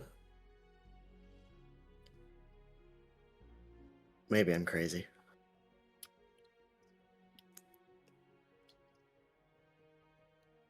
I walk off.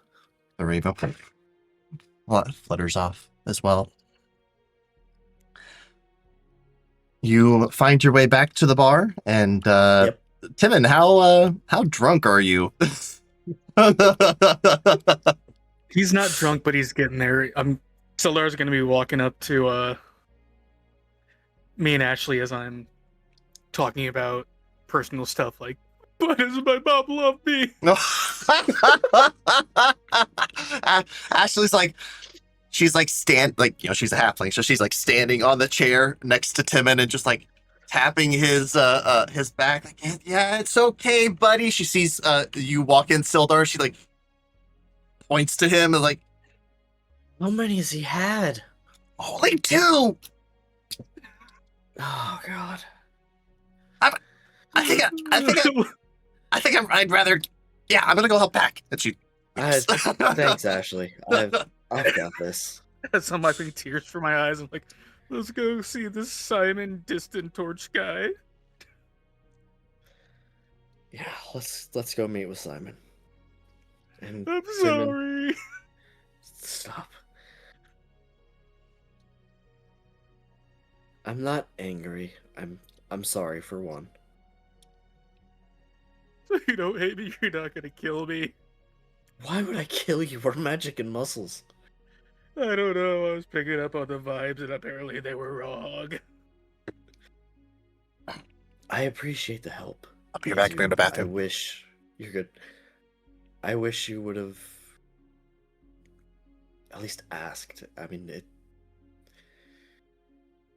Well, I didn't expect him to turn into a zombie. I thought he was just gonna look at the sword and not give it to him later. God, you think I did? That was shocking for me too. Here I thought we were killing him. I kind of start to slightly sober up. I was like, yeah, I thought we were gonna have to fight him. Oh, and him holding my father's weapon. That would not end well. Well, look on the bright side. If he is able to repair it, it sounds like it's pretty powerful. Yeah, let's... I have faith in Talus. I never knew about the weapon. Like I said earlier, if his blacksmithing skills are as good as Tanda's cooking, that weapon is going to be immaculate. I have a funny feeling that it's in good hands. As long as he doesn't kill Cassius with it once it's made. I don't think we have to worry about that. Cassius might be tough, but I don't think he's gonna harm him. I mean, to be fair, we hired him to keep the keep safe, That's true. The only and he did person- say he would be as nice as possible. person I'm kind of sketched out about is that ranger. That's all you, buddy. Yeah, I know, but back in the Feywilds, I never saw a ranger smoke. Said to give away his position, but if he's confident with that, we'll see. I mean, they were kind of in the middle of just hacking. Yeah, but he has that dependency. Just like at my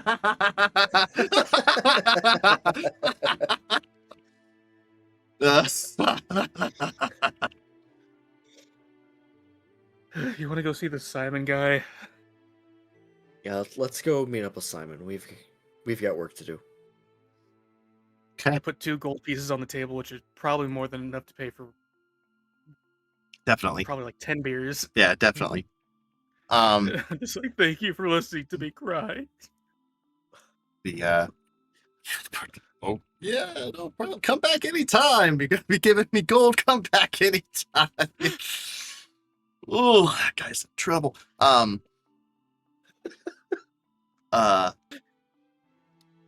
He will. Is my camera right for you guys? Did I get switched around, or has it always been like this? I think it's been like It that. looks Okay. the same, yeah. Okay, just wanted to make sure. When I came back from going to the bathroom, I zapped it with a hand because I built up. There's a bunch of static electricity in this house, so I zap everything. Cool. You guys make your way back to the palace, asking some of the guards, and they immediately recognize who you are and take you up a set of stairs into a wing of the palace where there's a whole bunch of guest rooms. They walk up to one and knock on it. One moment. The door slowly peeks open. Magic and muscle. Wonderful, wonderful. And you see the half-orc Simon Farlight, his dark brown skin, almost like a malted milk ball, filed tusks. So he looks more like a normal, like human. And now that you guys are closer to him, let's see what your passive perceptions are. Mine's 12. Okay. 13. It takes you a little bit of time to notice this, but you will eventually notice it.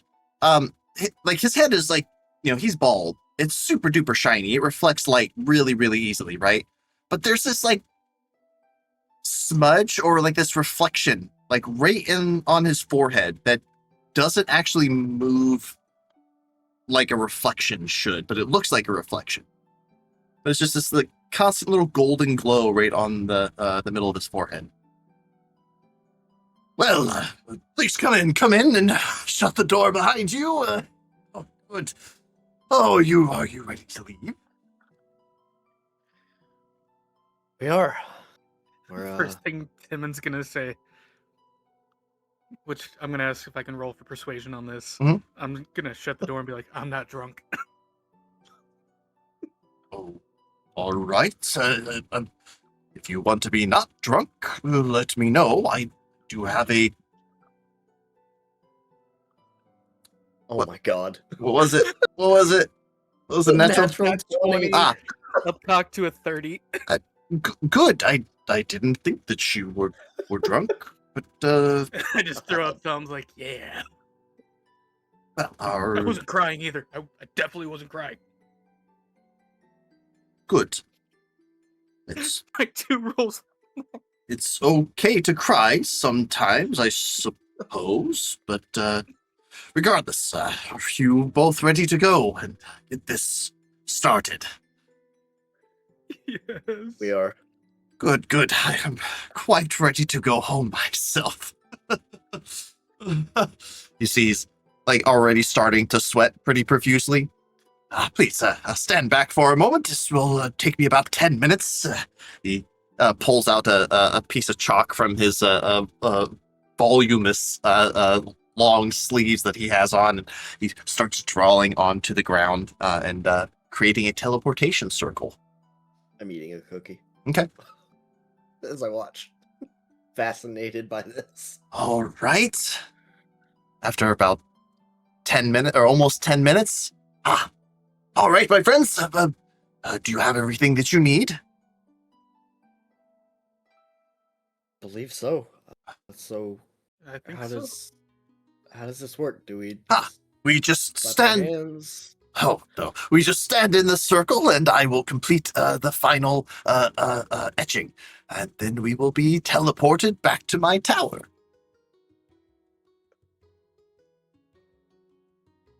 Okay. Does this have side effects at all? Well, perhaps there's a very small percentage of the population that suffers from DDD, but have you ever been teleported before? No. Okay. I haven't. It's been about 6 years. Well, if you would both like to roll a percentile dice for me, God. My first. you're looking, I mean, it's not that bad, but you're looking for something higher than a 10. Oh, thank God. Okay, so I rolled D10 and was it the double digits? Yeah. I've never done this before, so this Oh. is new to me. Yeah, no worries. Yeah. Two 2d10. One of them is the tens place. The other one is the ones place. Okay. Does my D100 work on Yeah. roll 20? Yeah, 42. I think Just want to that's make sure you didn't want me to roll 76. like Cool. 2 10s. Okay. Yeah, you guys are fine. No, neither of you have DDD. Oh. It is I'm rolling that. it is a disorder that I invented because another one of my players like made it a part of his character that every time he teleported he threw up. And so I created a disorder Okay. for that. So it's called dimensional digestive disorder. DDD. That sounds bad. It's been really funny. The horrible times that he has rolled very low on his constitution saves. Like teleporting into the palace to meet with the sovereign and then Oh, my shoes. Yep. Or like teleporting in to fight a boss and the first thing he does is throw up. Anyway, shout out to you, Garrus. As you guys gather around, good. He reaches down and he does one big swoop on one of the things. You see as all the runes that he had just drawn begin lighting up red, and you both feel the world around you compressing you down, making you small. You almost feel like you're pressing up against Simon and Timon and Sildar, all getting squished together. And then you all at once feel like someone took their thumb and jammed it under your solar plexus and yanked forward as you are. And then as soon as it starts, it ends. And you find yourselves in a round room big enough just to accommodate another teleportation circle. As Simon, just as soon as it comes to, oh, feels good to be home. You hear the sound of bare feet on stone, and then a door directly in front of you guys opens up, and you see a imp, a little red-skinned imp wearing a butler's uniform. You've returned, master. Yes, stupid. This is Magic and Muscle. Sildar and Timon. Timon and Sildar, this is my assistant, Stupid. Hi, magic. Bildar just kind of first time teleporting. Part of the cookie he was eating just slowly comes up into his mouth and just swallows back down, and he looks just kind of pale. Mhm. That was weird. These are the new heroes? Yes, they are the new heroes, stupid, and you will show them respect. Ah, God damn it. Well, my friends, please, follow me. Stupid, get the dining hall prepared. Fine. He takes off in his little bat-like wings. Please, my friends, right this way. As he opens the door, and you see a lovely greeting hall. A set of stairs that go off in a single staircase that goes up into the middle to the back. Excuse me, to the back wall, and then splits in two, ending in two doors on either side. You guys come in on the first floor through one of the doors and then begin heading up the stairs, and you turn left, and the whole time Simon is speaking with you. I'm very happy that you both have agreed to this task of mine. I was really at my wit's end. I was about to send a simulacrum to see if he couldn't figure out what was going on, but individuals of flesh and blood are usually the better option for these types of things. Come. As he eventually finds a nice little seated place in a little drawing room. You see, he just kind of he doesn't even like do anything. Not saucer, a little cup of tea just like floats over to him, and he just takes it out of the air, and then you both notice that two other cups of tea are floating and like coming up behind you guys and floating in front of both of you.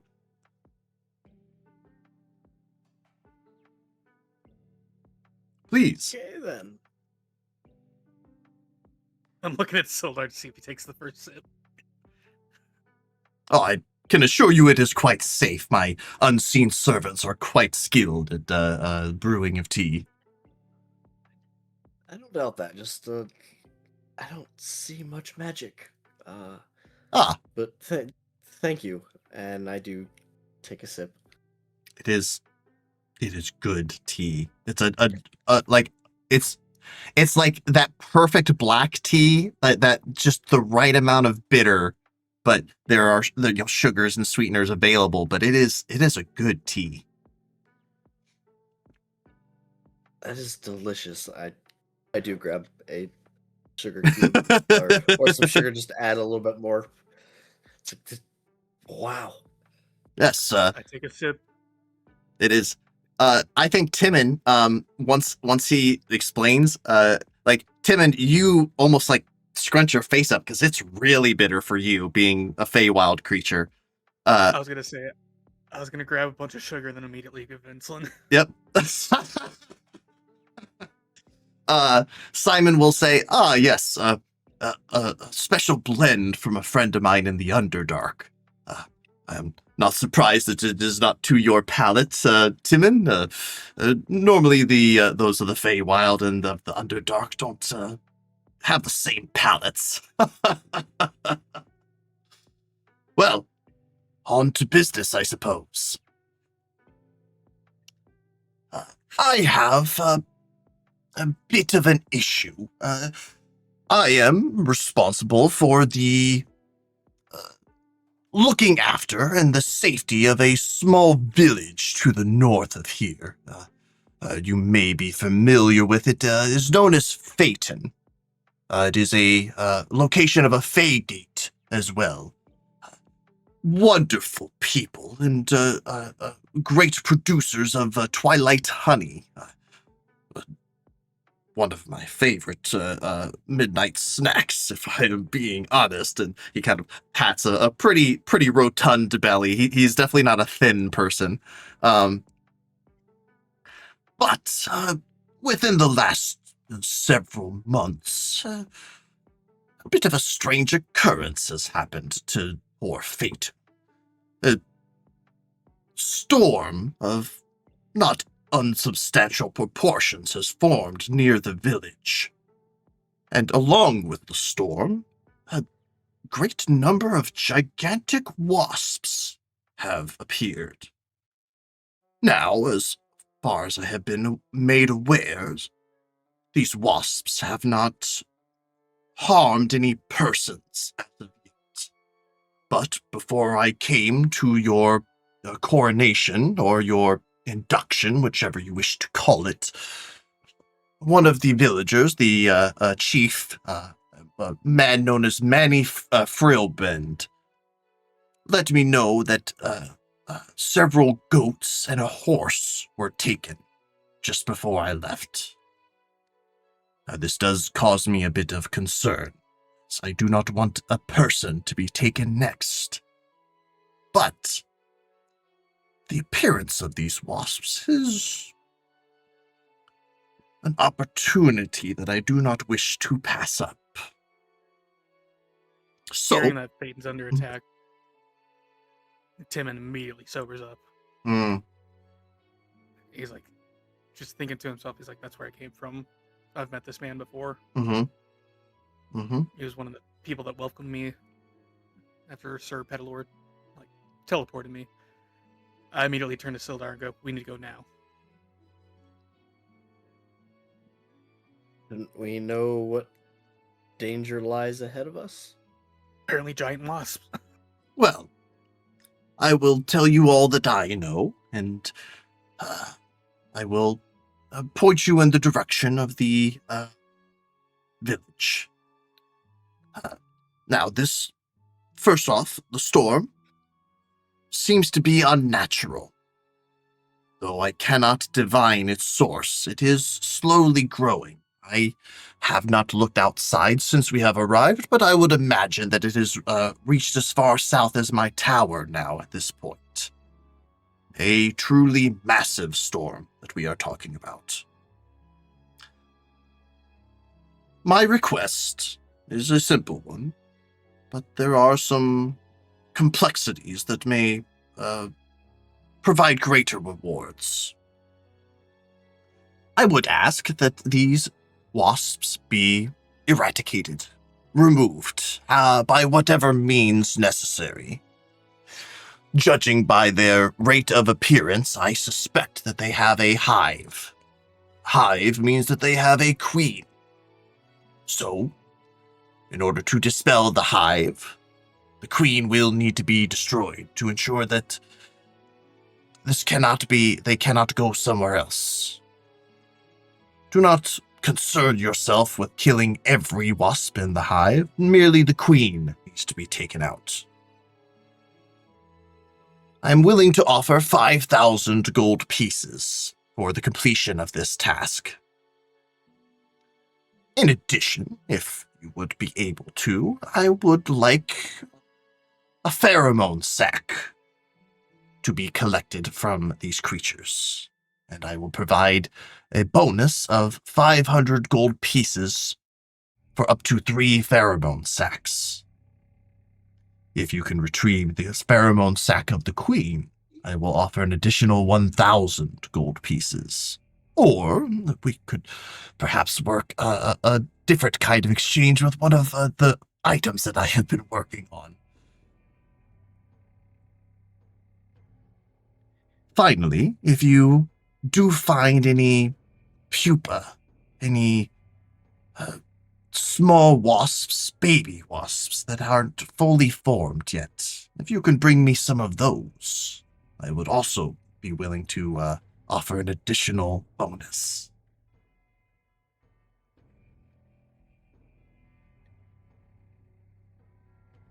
You're collecting quite a bit.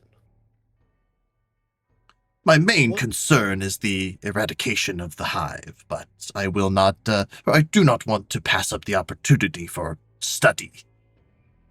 Figuring out where these things came from, if they could be actually put to some kind of use. What kind of research are you hoping to do? I'm not entirely sure. I hope that these wasps can be repurposed. Instead of being a destructive force, maybe they could be a constructive force. But if not, then at least I'll have a better idea of how to deal with them should they ever return.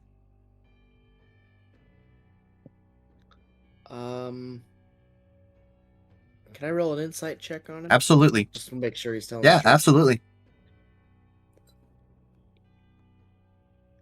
Oh God. 9. Okay. I mean, Sildar, you've met this man twice. Once at a distance and now this time up close. He seems genuine enough. Okay. I mean, as I'm a... gonna turn to Oh, go ahead. Sildar and say there's a few people we need to meet in Phaeton to figure out what's going on. The first person is Tolgan. He's the protector of the village, essentially. Ah, And yes. the other is the Moonseeker family because they run an apiary there. Apiary? Apiary, yep. They keep bees, and I'm pretty sure that's what Simon's talking about. I know Well, wasps and bees are mortal enemies. yes, and the bees that the Moonseekers keep are normal for the most part. They are Feywild bees, but they have established themselves here. But they are small. They are insects, what we would consider these wasps. Normally, I would think that they would come from the wildlands, far to the west, but I've never known any of the wildland beasts to migrate across the seas. This would be unprecedented if this was the case. But I'm certain that this is causing a great deal of trouble for the Moonseeker family.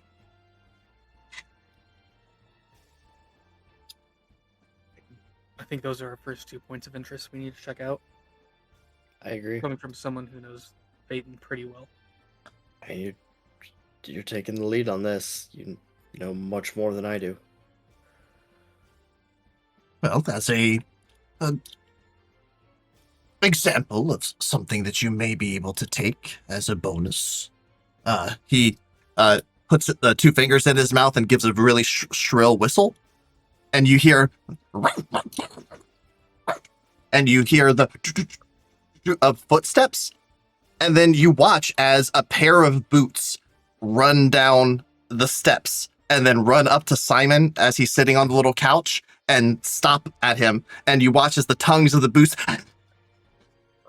and the laces are just wagging ridiculously. Ah, there's my good boy. Yes, and he gives the boots a scritch. Ah, these are some of the items, or a pair of items that you may, yes, a pair of items that you may select once you complete this. I call these boots made for walking.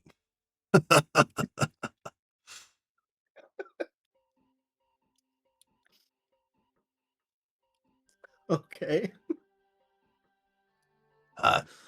If you select these boots, as an example, I have other items as well, but these boots will increase your movement speed, as well as if you ask them to go on a, he leans over and he smushes them together at the top, almost like he's covering their ears.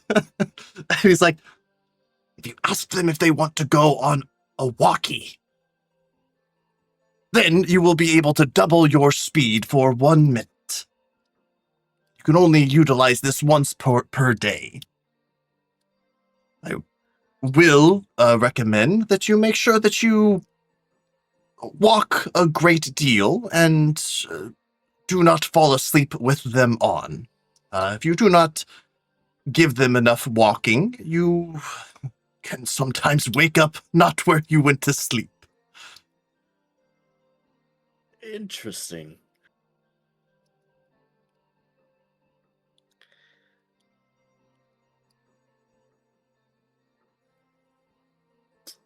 What other Sildar, items? ask your question first. So, what other items did you have?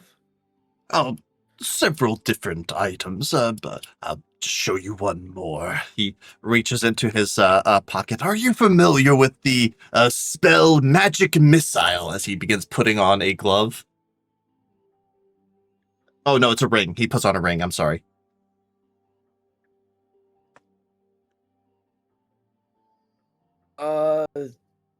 Question on that one. I mean, yeah, Sildar, I think it would make sense if you don't know that spell. With the party, I'm just curious with the party I was previously on my quest from home. If anybody had magic missile, would I know?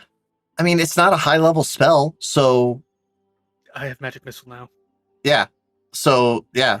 And you see as he says, well, this ring contains 3 charges. You can either use them one at a time or all at once. But, and he goes like this and makes like a gun with his fingers. And he goes, pew, pew, pew. He actually says pew. And you see as 3 bolts and impact into a piece of furniture on the other side of the room. Yeah. Unfortunately, the word of power, it must be utilized when you use this. This is a DM rule as well. If you don't pew pew, the ring don't work. But you have to go pew pew pew before it to work. And cool. he will say, I call this the ring of finger guns. Buff table. This is going back to another one of our campaigns we're in. I'm playing a rogue, and I'm going to go arcane trickster, and that's Nice. exactly how I was going to learn Yep. magic missile. Yep. Because he's Yep. Clint Eastwood. Yep. These are old items that I've made for a really long time. I found them on either Pinterest or Instagram or something like that. I'm like, oh my god, these are incredible. So yeah.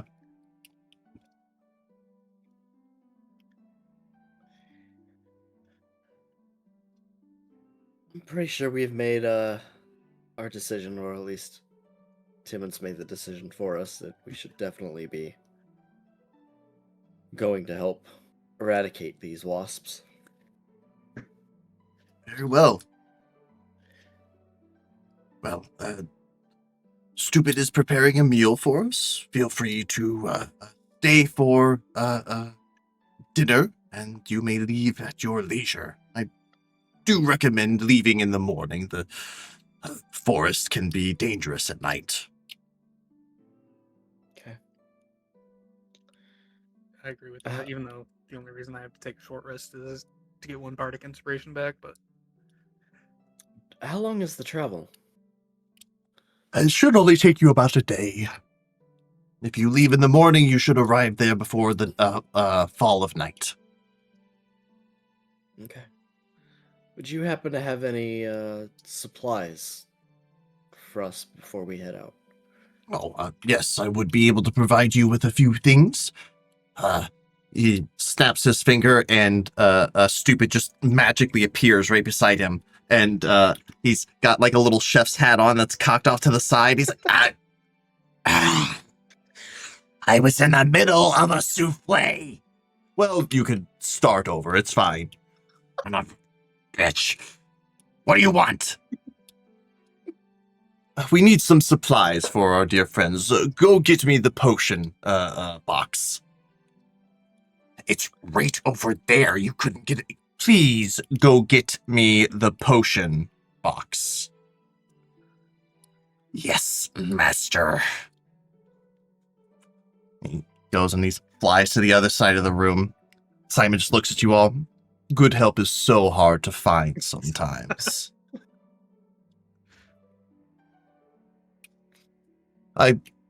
As Stupid is still over there, just as a word of advice, do not trust anything that Stupid says. He would gut either of you if I was not, or if he was able. Stupid Fair is as enough. stupid does. Verily. The little imp thought that he had me by the short hairs with a contract, but I was a little bit smarter than him, and he didn't read the fine print. Our pact is blessed by the Lord of Hells himself, Asmodeus.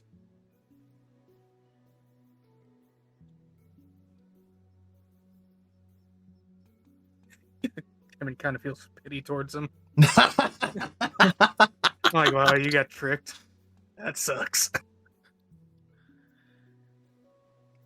Eventually, Stupid will return, and he just like has a box, and he's just like, and then smashes one of the glasses, one of the little coffee or teacups, and Simon just looks at him. Stupid just and apparates a little broom and dustpan and starts cleaning it up. That's what I thought. You may return to the kitchen. Yes, master. And he just hoofs away in a puff of smoke. Simon will lift open the chest. Let's see here. Here, I think you may do well with these. And he will set down 4 greater potions of healing. Doing 2, Solar? I would agree. Additionally, because it's just two of you right now, I think we're gonna do 2024 healing, which is double what the normal healing is. So if you roll 4d4, you roll 8d4. If healing word does 2d8 healing, it does 4d8 healing. Okay. So I want to make healing a little bit more viable for you guys instead of just I'm down. Let's bring me back up with the healing potion. Okay, we're ready to go now. Oh, thank you. These supplies will help greatly. So I had a question. Mhm. Whenever I leveled up, you had mentioned before that we're using 2024 healing. Mhm. I am only able to learn mass healing word based on the 2024 rules and not the 2014. Oh, let me take a look. I have that added to my spell list, but I can change it if needed.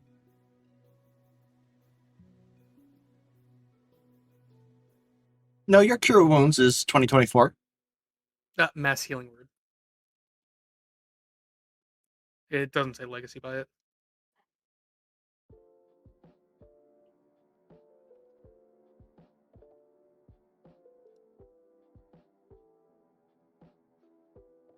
If not, I can replace it. I just saw that and I was like, yep, snatching that up. Yeah, that's fine. I mean, if it's mainly going to be the 2 of us, Mhm. not going to be the most effective, but Yeah, I mean, if you want to replace it, you can. But there will be NPCs and stuff like that. It would probably be useful in a situation with a bunch of people around, but who knows? I'll It's up keep to- them. Yeah, it's up to you.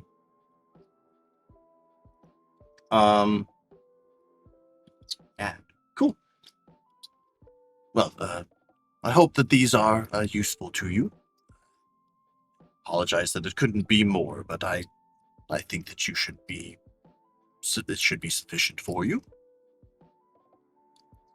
Any sort of help is better than none. Thank you. We're Mexican muscles, baby. Ah, I like that name. Thank you. If only Cassius felt the same way. He's warming up to it. He's warming Oh. up, trust me. He Give it is. time. He is absolutely terrifying. You're telling me. Most people seem to think that way. Well, it seems you know your way around Phaeton, Timon. So seek out Manny, and he shall give you as much information as he can. I'm sure it will be about the same as what I gave you, but he will have a first-hand experience.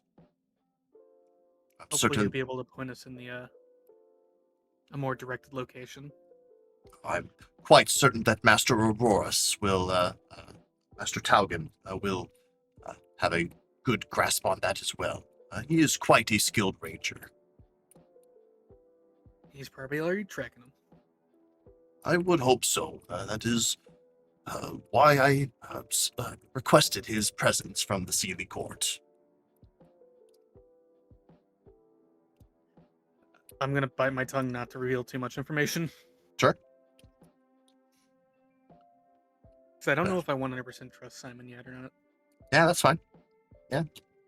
And still he's got that, he's his bald head, but he's still got that reflection. Even and now, like specifically now, you guys would really notice it. Because you didn't roll very well, or you don't have super high passive perception. So took a little bit of time, but now you're realizing like that reflection doesn't move. That's just strange.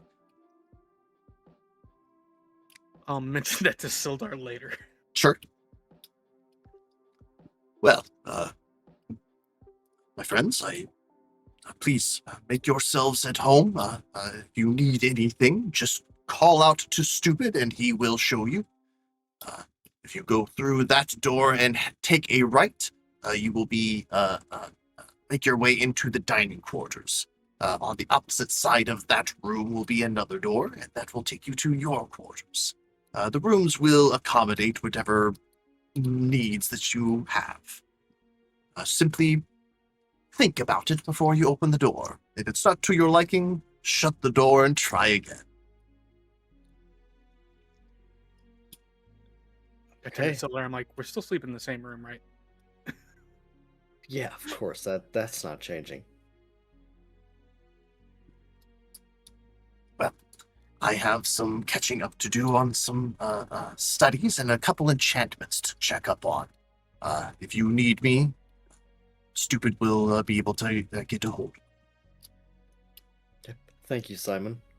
And Thank you you. for the quick travel here. Of course, I wish to see this issue with Phaeton rectified as soon as possible. I promised those people that I would watch over them. Simon Farlight is true to his word. Always.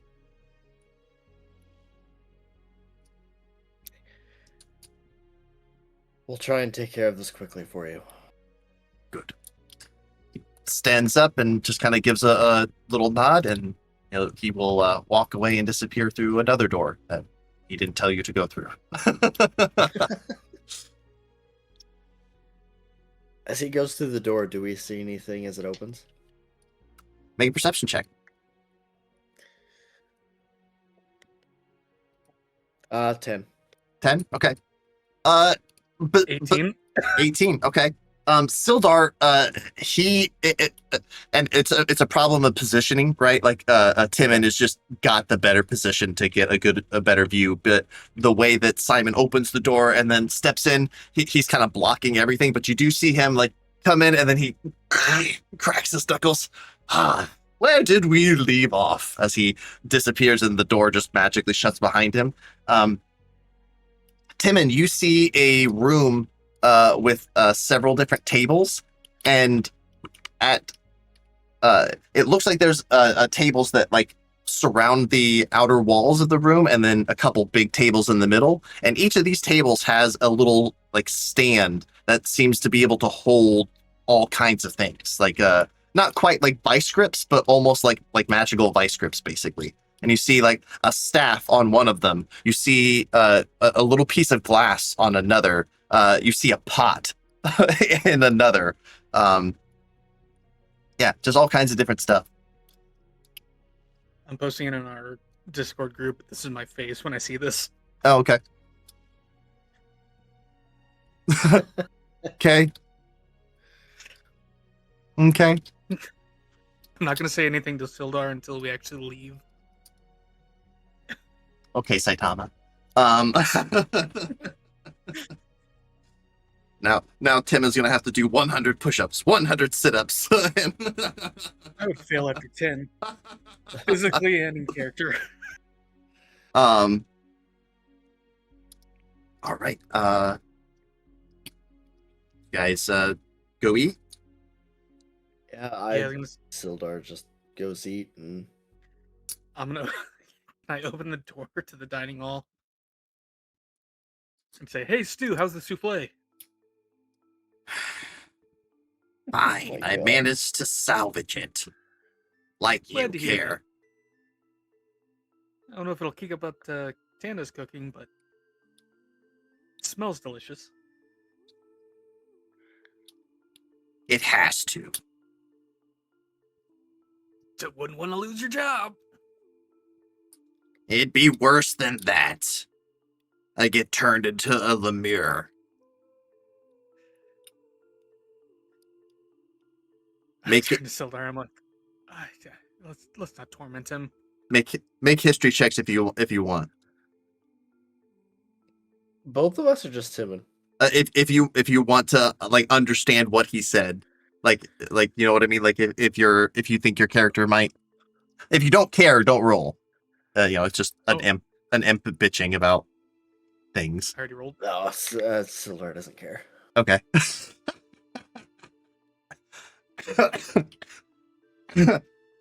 Timon, growing up in the Sealy Court,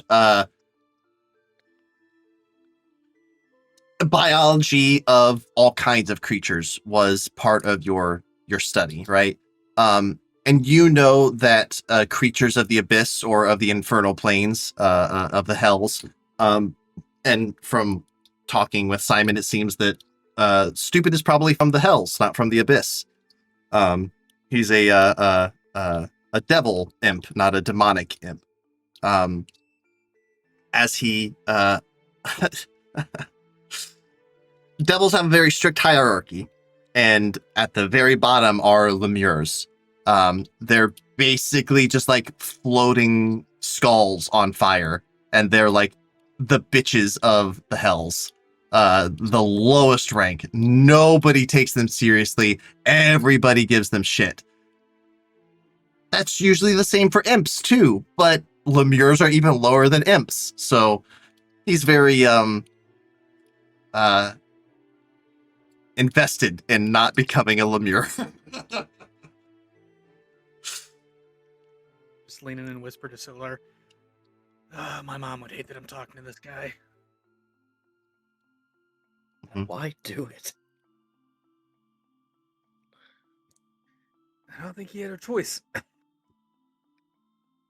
meant you talking to him.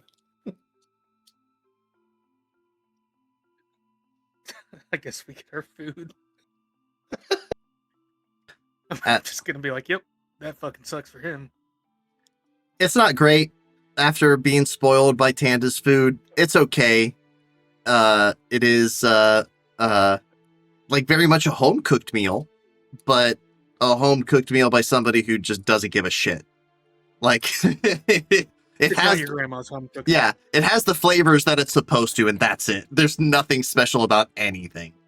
As a soldier, it doesn't bother Sildar. He's had worse on travels. It's just it's food. I'm Checks sitting there, out. I'm eating. I'm like, my dad wasn't a cook, but he cooked better than this.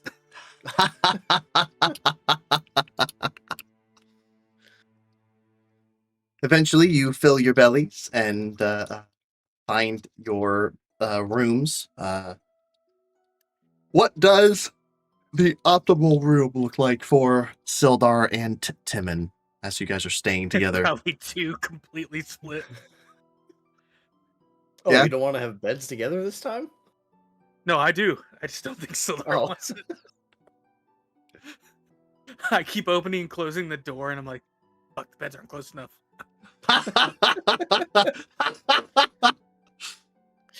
You just make a decision already.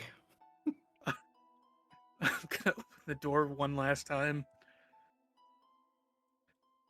I don't think the bed is close enough, so I just We'll shove 'em move close it. It's together. fine. Timon, you see on the side of the room that has kind of been designated as yours, there is a window. And as you look through the window, Sildar, you see a strange sight that you have never seen before. A lush landscape with a purple sky, almost like perpetual twilight. You see large rolling fields of grass, maybe? It moves like grass, but it is almost neon blue, and as the wind makes it move, it turns into a bright pink color and then shifts back into the blue. You see ships sailing on the grass like through water, and one of the most beautiful cities that you have ever seen off into the distance. Very like Emerald City from Wizard of Oz type of vibe. Large, spiring, like almost crystalline towers. Tim, and you see Clara Femdala. You see home through this window. Sildar, on the opposite side, curiosity gets you and you turn and look and you see a familiar sight. Small little village, a couple of houses with some thatched roofs, single well in the middle, almost exactly how it was before it burned.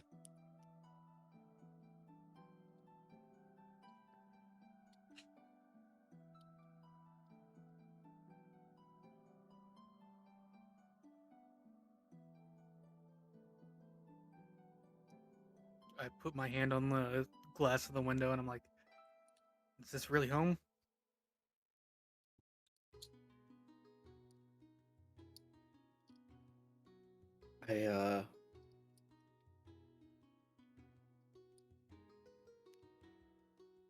I take him. I take a few minutes, and I stare at the window.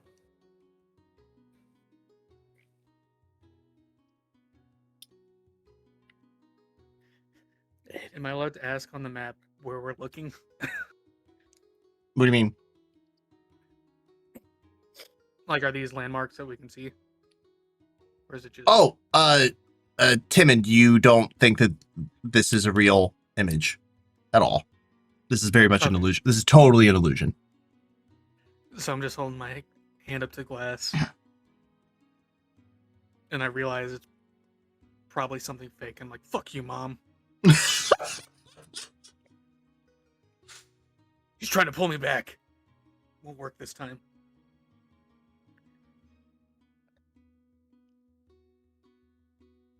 Just staring at the image I see. It looks like I never left. It looks the same as it did, like I remember. You saying Before this the out loud? disaster. Oh, yeah. Can I turn to Sildar and be like, don't believe it, it's an illusion. What you see isn't what's there. This isn't my home.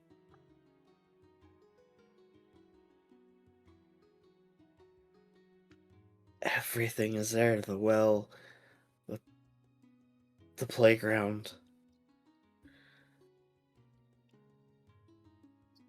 And I think I see part of my house in the distance. Everything's standing.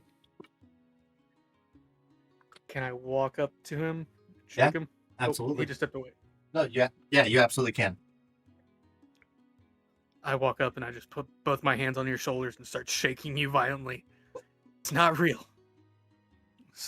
I don't know if this is Simon doing something, but this isn't what we see. I know that. But to see it again as I remember it before what happened.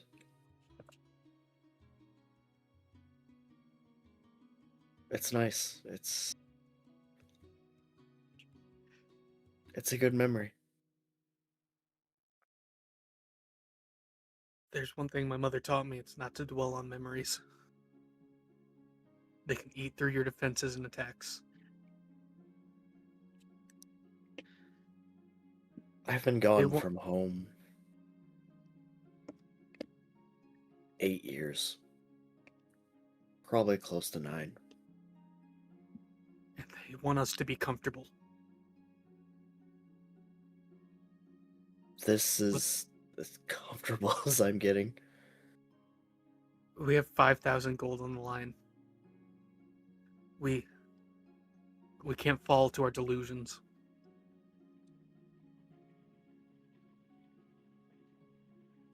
It's just nice to see home. After so long. Until we restore your home to its former glory, that's all just a facade. We need to focus on the mission at hand. We don't have any points of weakness in our mind that we can let be shown.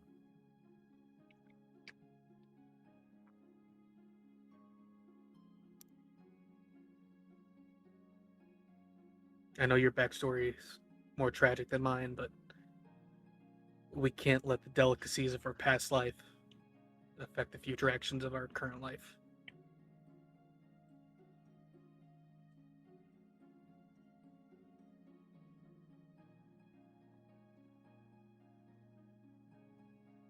I'll return someday. And it will be even better than what it was when I'm done. After we complete the Apex, you're going to be the leader, baby.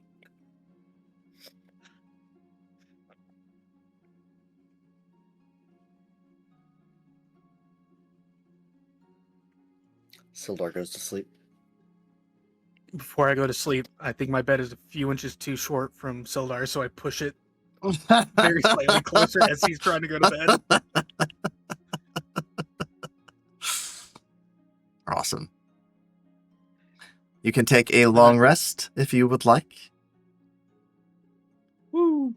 You are woken up in the morning by the sound of the caws of a rooster as it crows in the morning. You are fed a okay breakfast by Stupid. Simon joins you and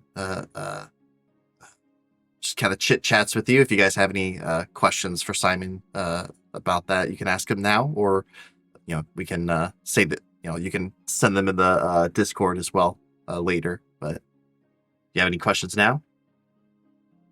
I think I want to wait. Sure. Just because once again my character is not 100% sure on Simon. Absolutely. I just say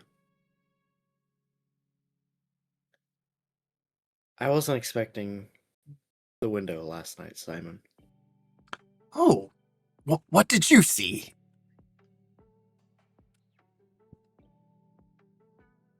Home. Ah, a good memory, I hope. That's what it was designed for.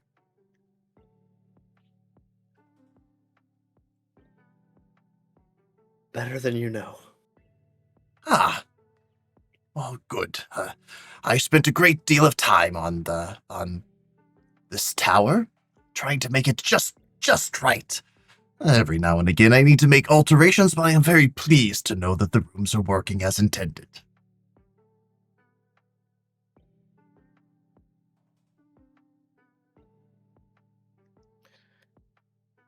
Timon, you ready? We've got work to do. I think we're ready. Good. I wish you both luck. Stupid, please show them out. Fine.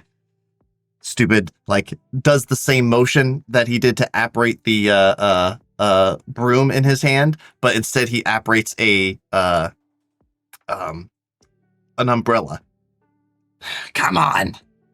He starts walking towards a door, opens the door. You go down a set of stairs. You find yourselves in the same like vestibule that you entered in right after the teleportation, but instead he's taking you to the very large double doors that are clearly the entrance to this place.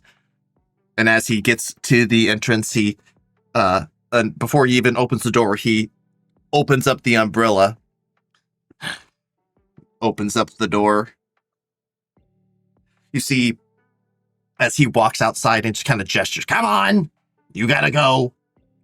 You see a very lovely little glade, completely surrounded by the hedges, very verdant and green in all directions. You see blooming flowers here and there, the call of birds, very, very humid though.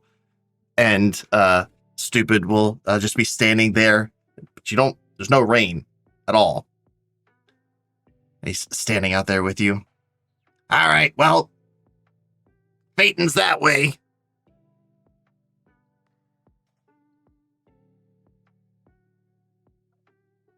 I'm gonna, Right. I'm gonna turn to Stupid and be like, "Thank you, Stu. Kind of guiding our way. I hope your situation gets better and you don't get transformed." "Ah, I hope you die." And he shuts the umbrella and steps back inside, and immediately a torrential downpour just soaks the both of you as the door shuts behind him. I turn to Sildar and go, "I think I found the one person that hates me more than Cassius." Yeah, I might agree on that one. Now, Can I take a quick sure. 30-second backroom break?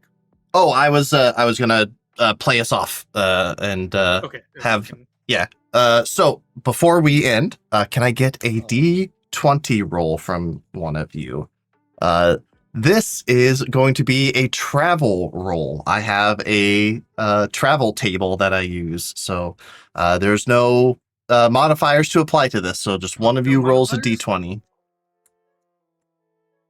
I've been rolling too well tonight. You'll take turns. You'll take turns for like each Oh. day of travel. There will be a new roll, but since Okay. it's only a 1 day of travel. You want to keep the nat 20s up and roll me another? I have a feeling if I roll another D20, it's gonna be like a 2. All right, I'll do it. Let me pick the right. Okay, let's do the red and black critical roll. Come on. 17. 17. Okay. God. The travel is hard because of the rain, but you do not lose or gain any additional time. It is just a normal day of travel for you. And as you guys eventually needing to cross the river, as the the little lake there just by Simon's empties out into the ocean, you eventually find yourselves, Timon, near Phaeton.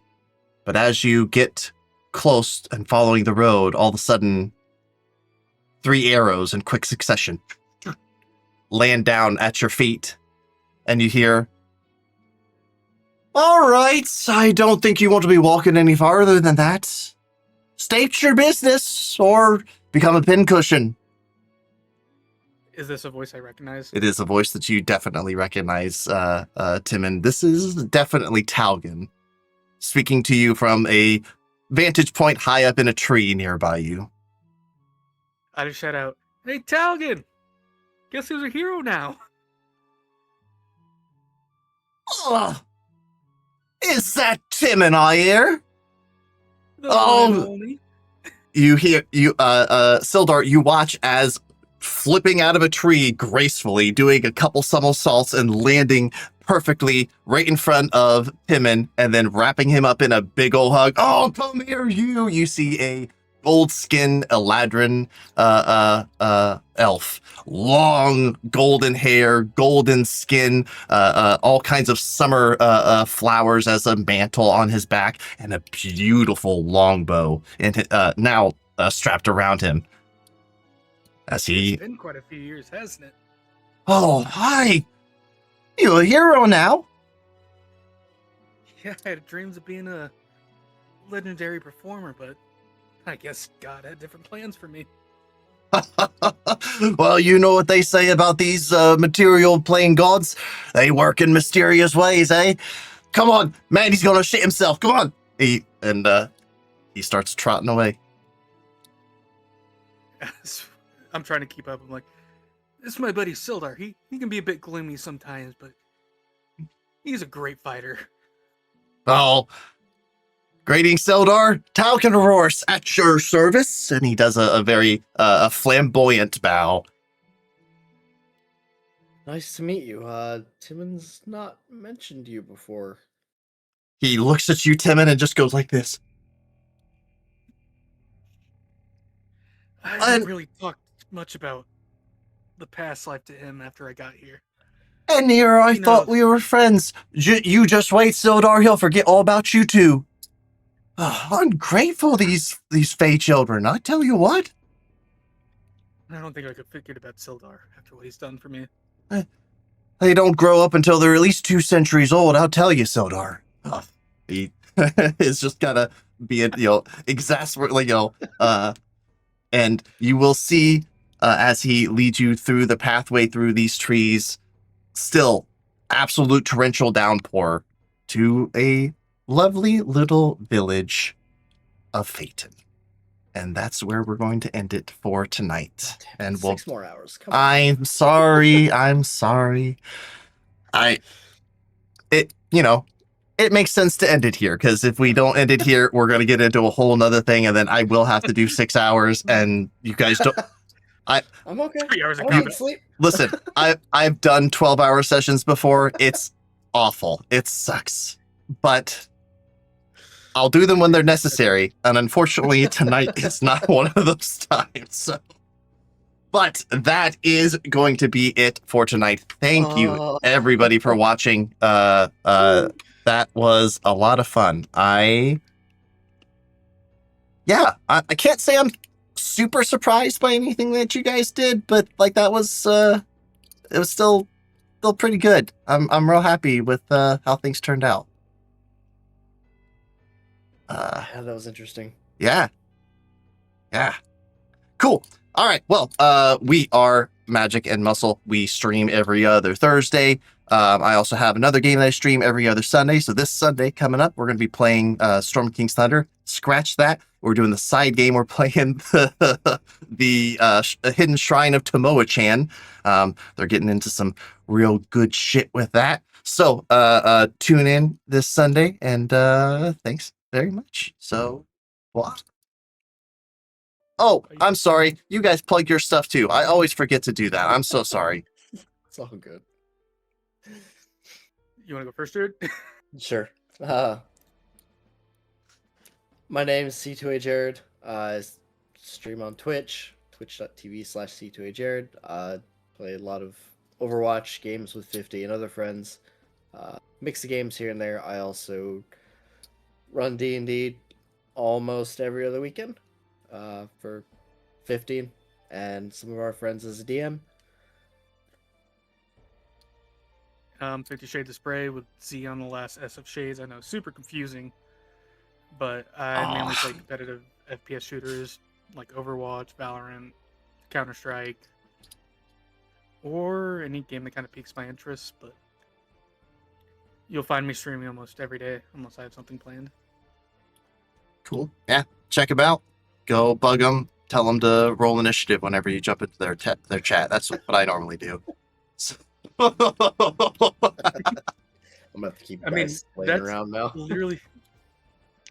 This is why I don't know if you have the soundboard enabled on Discord. Mm-mm.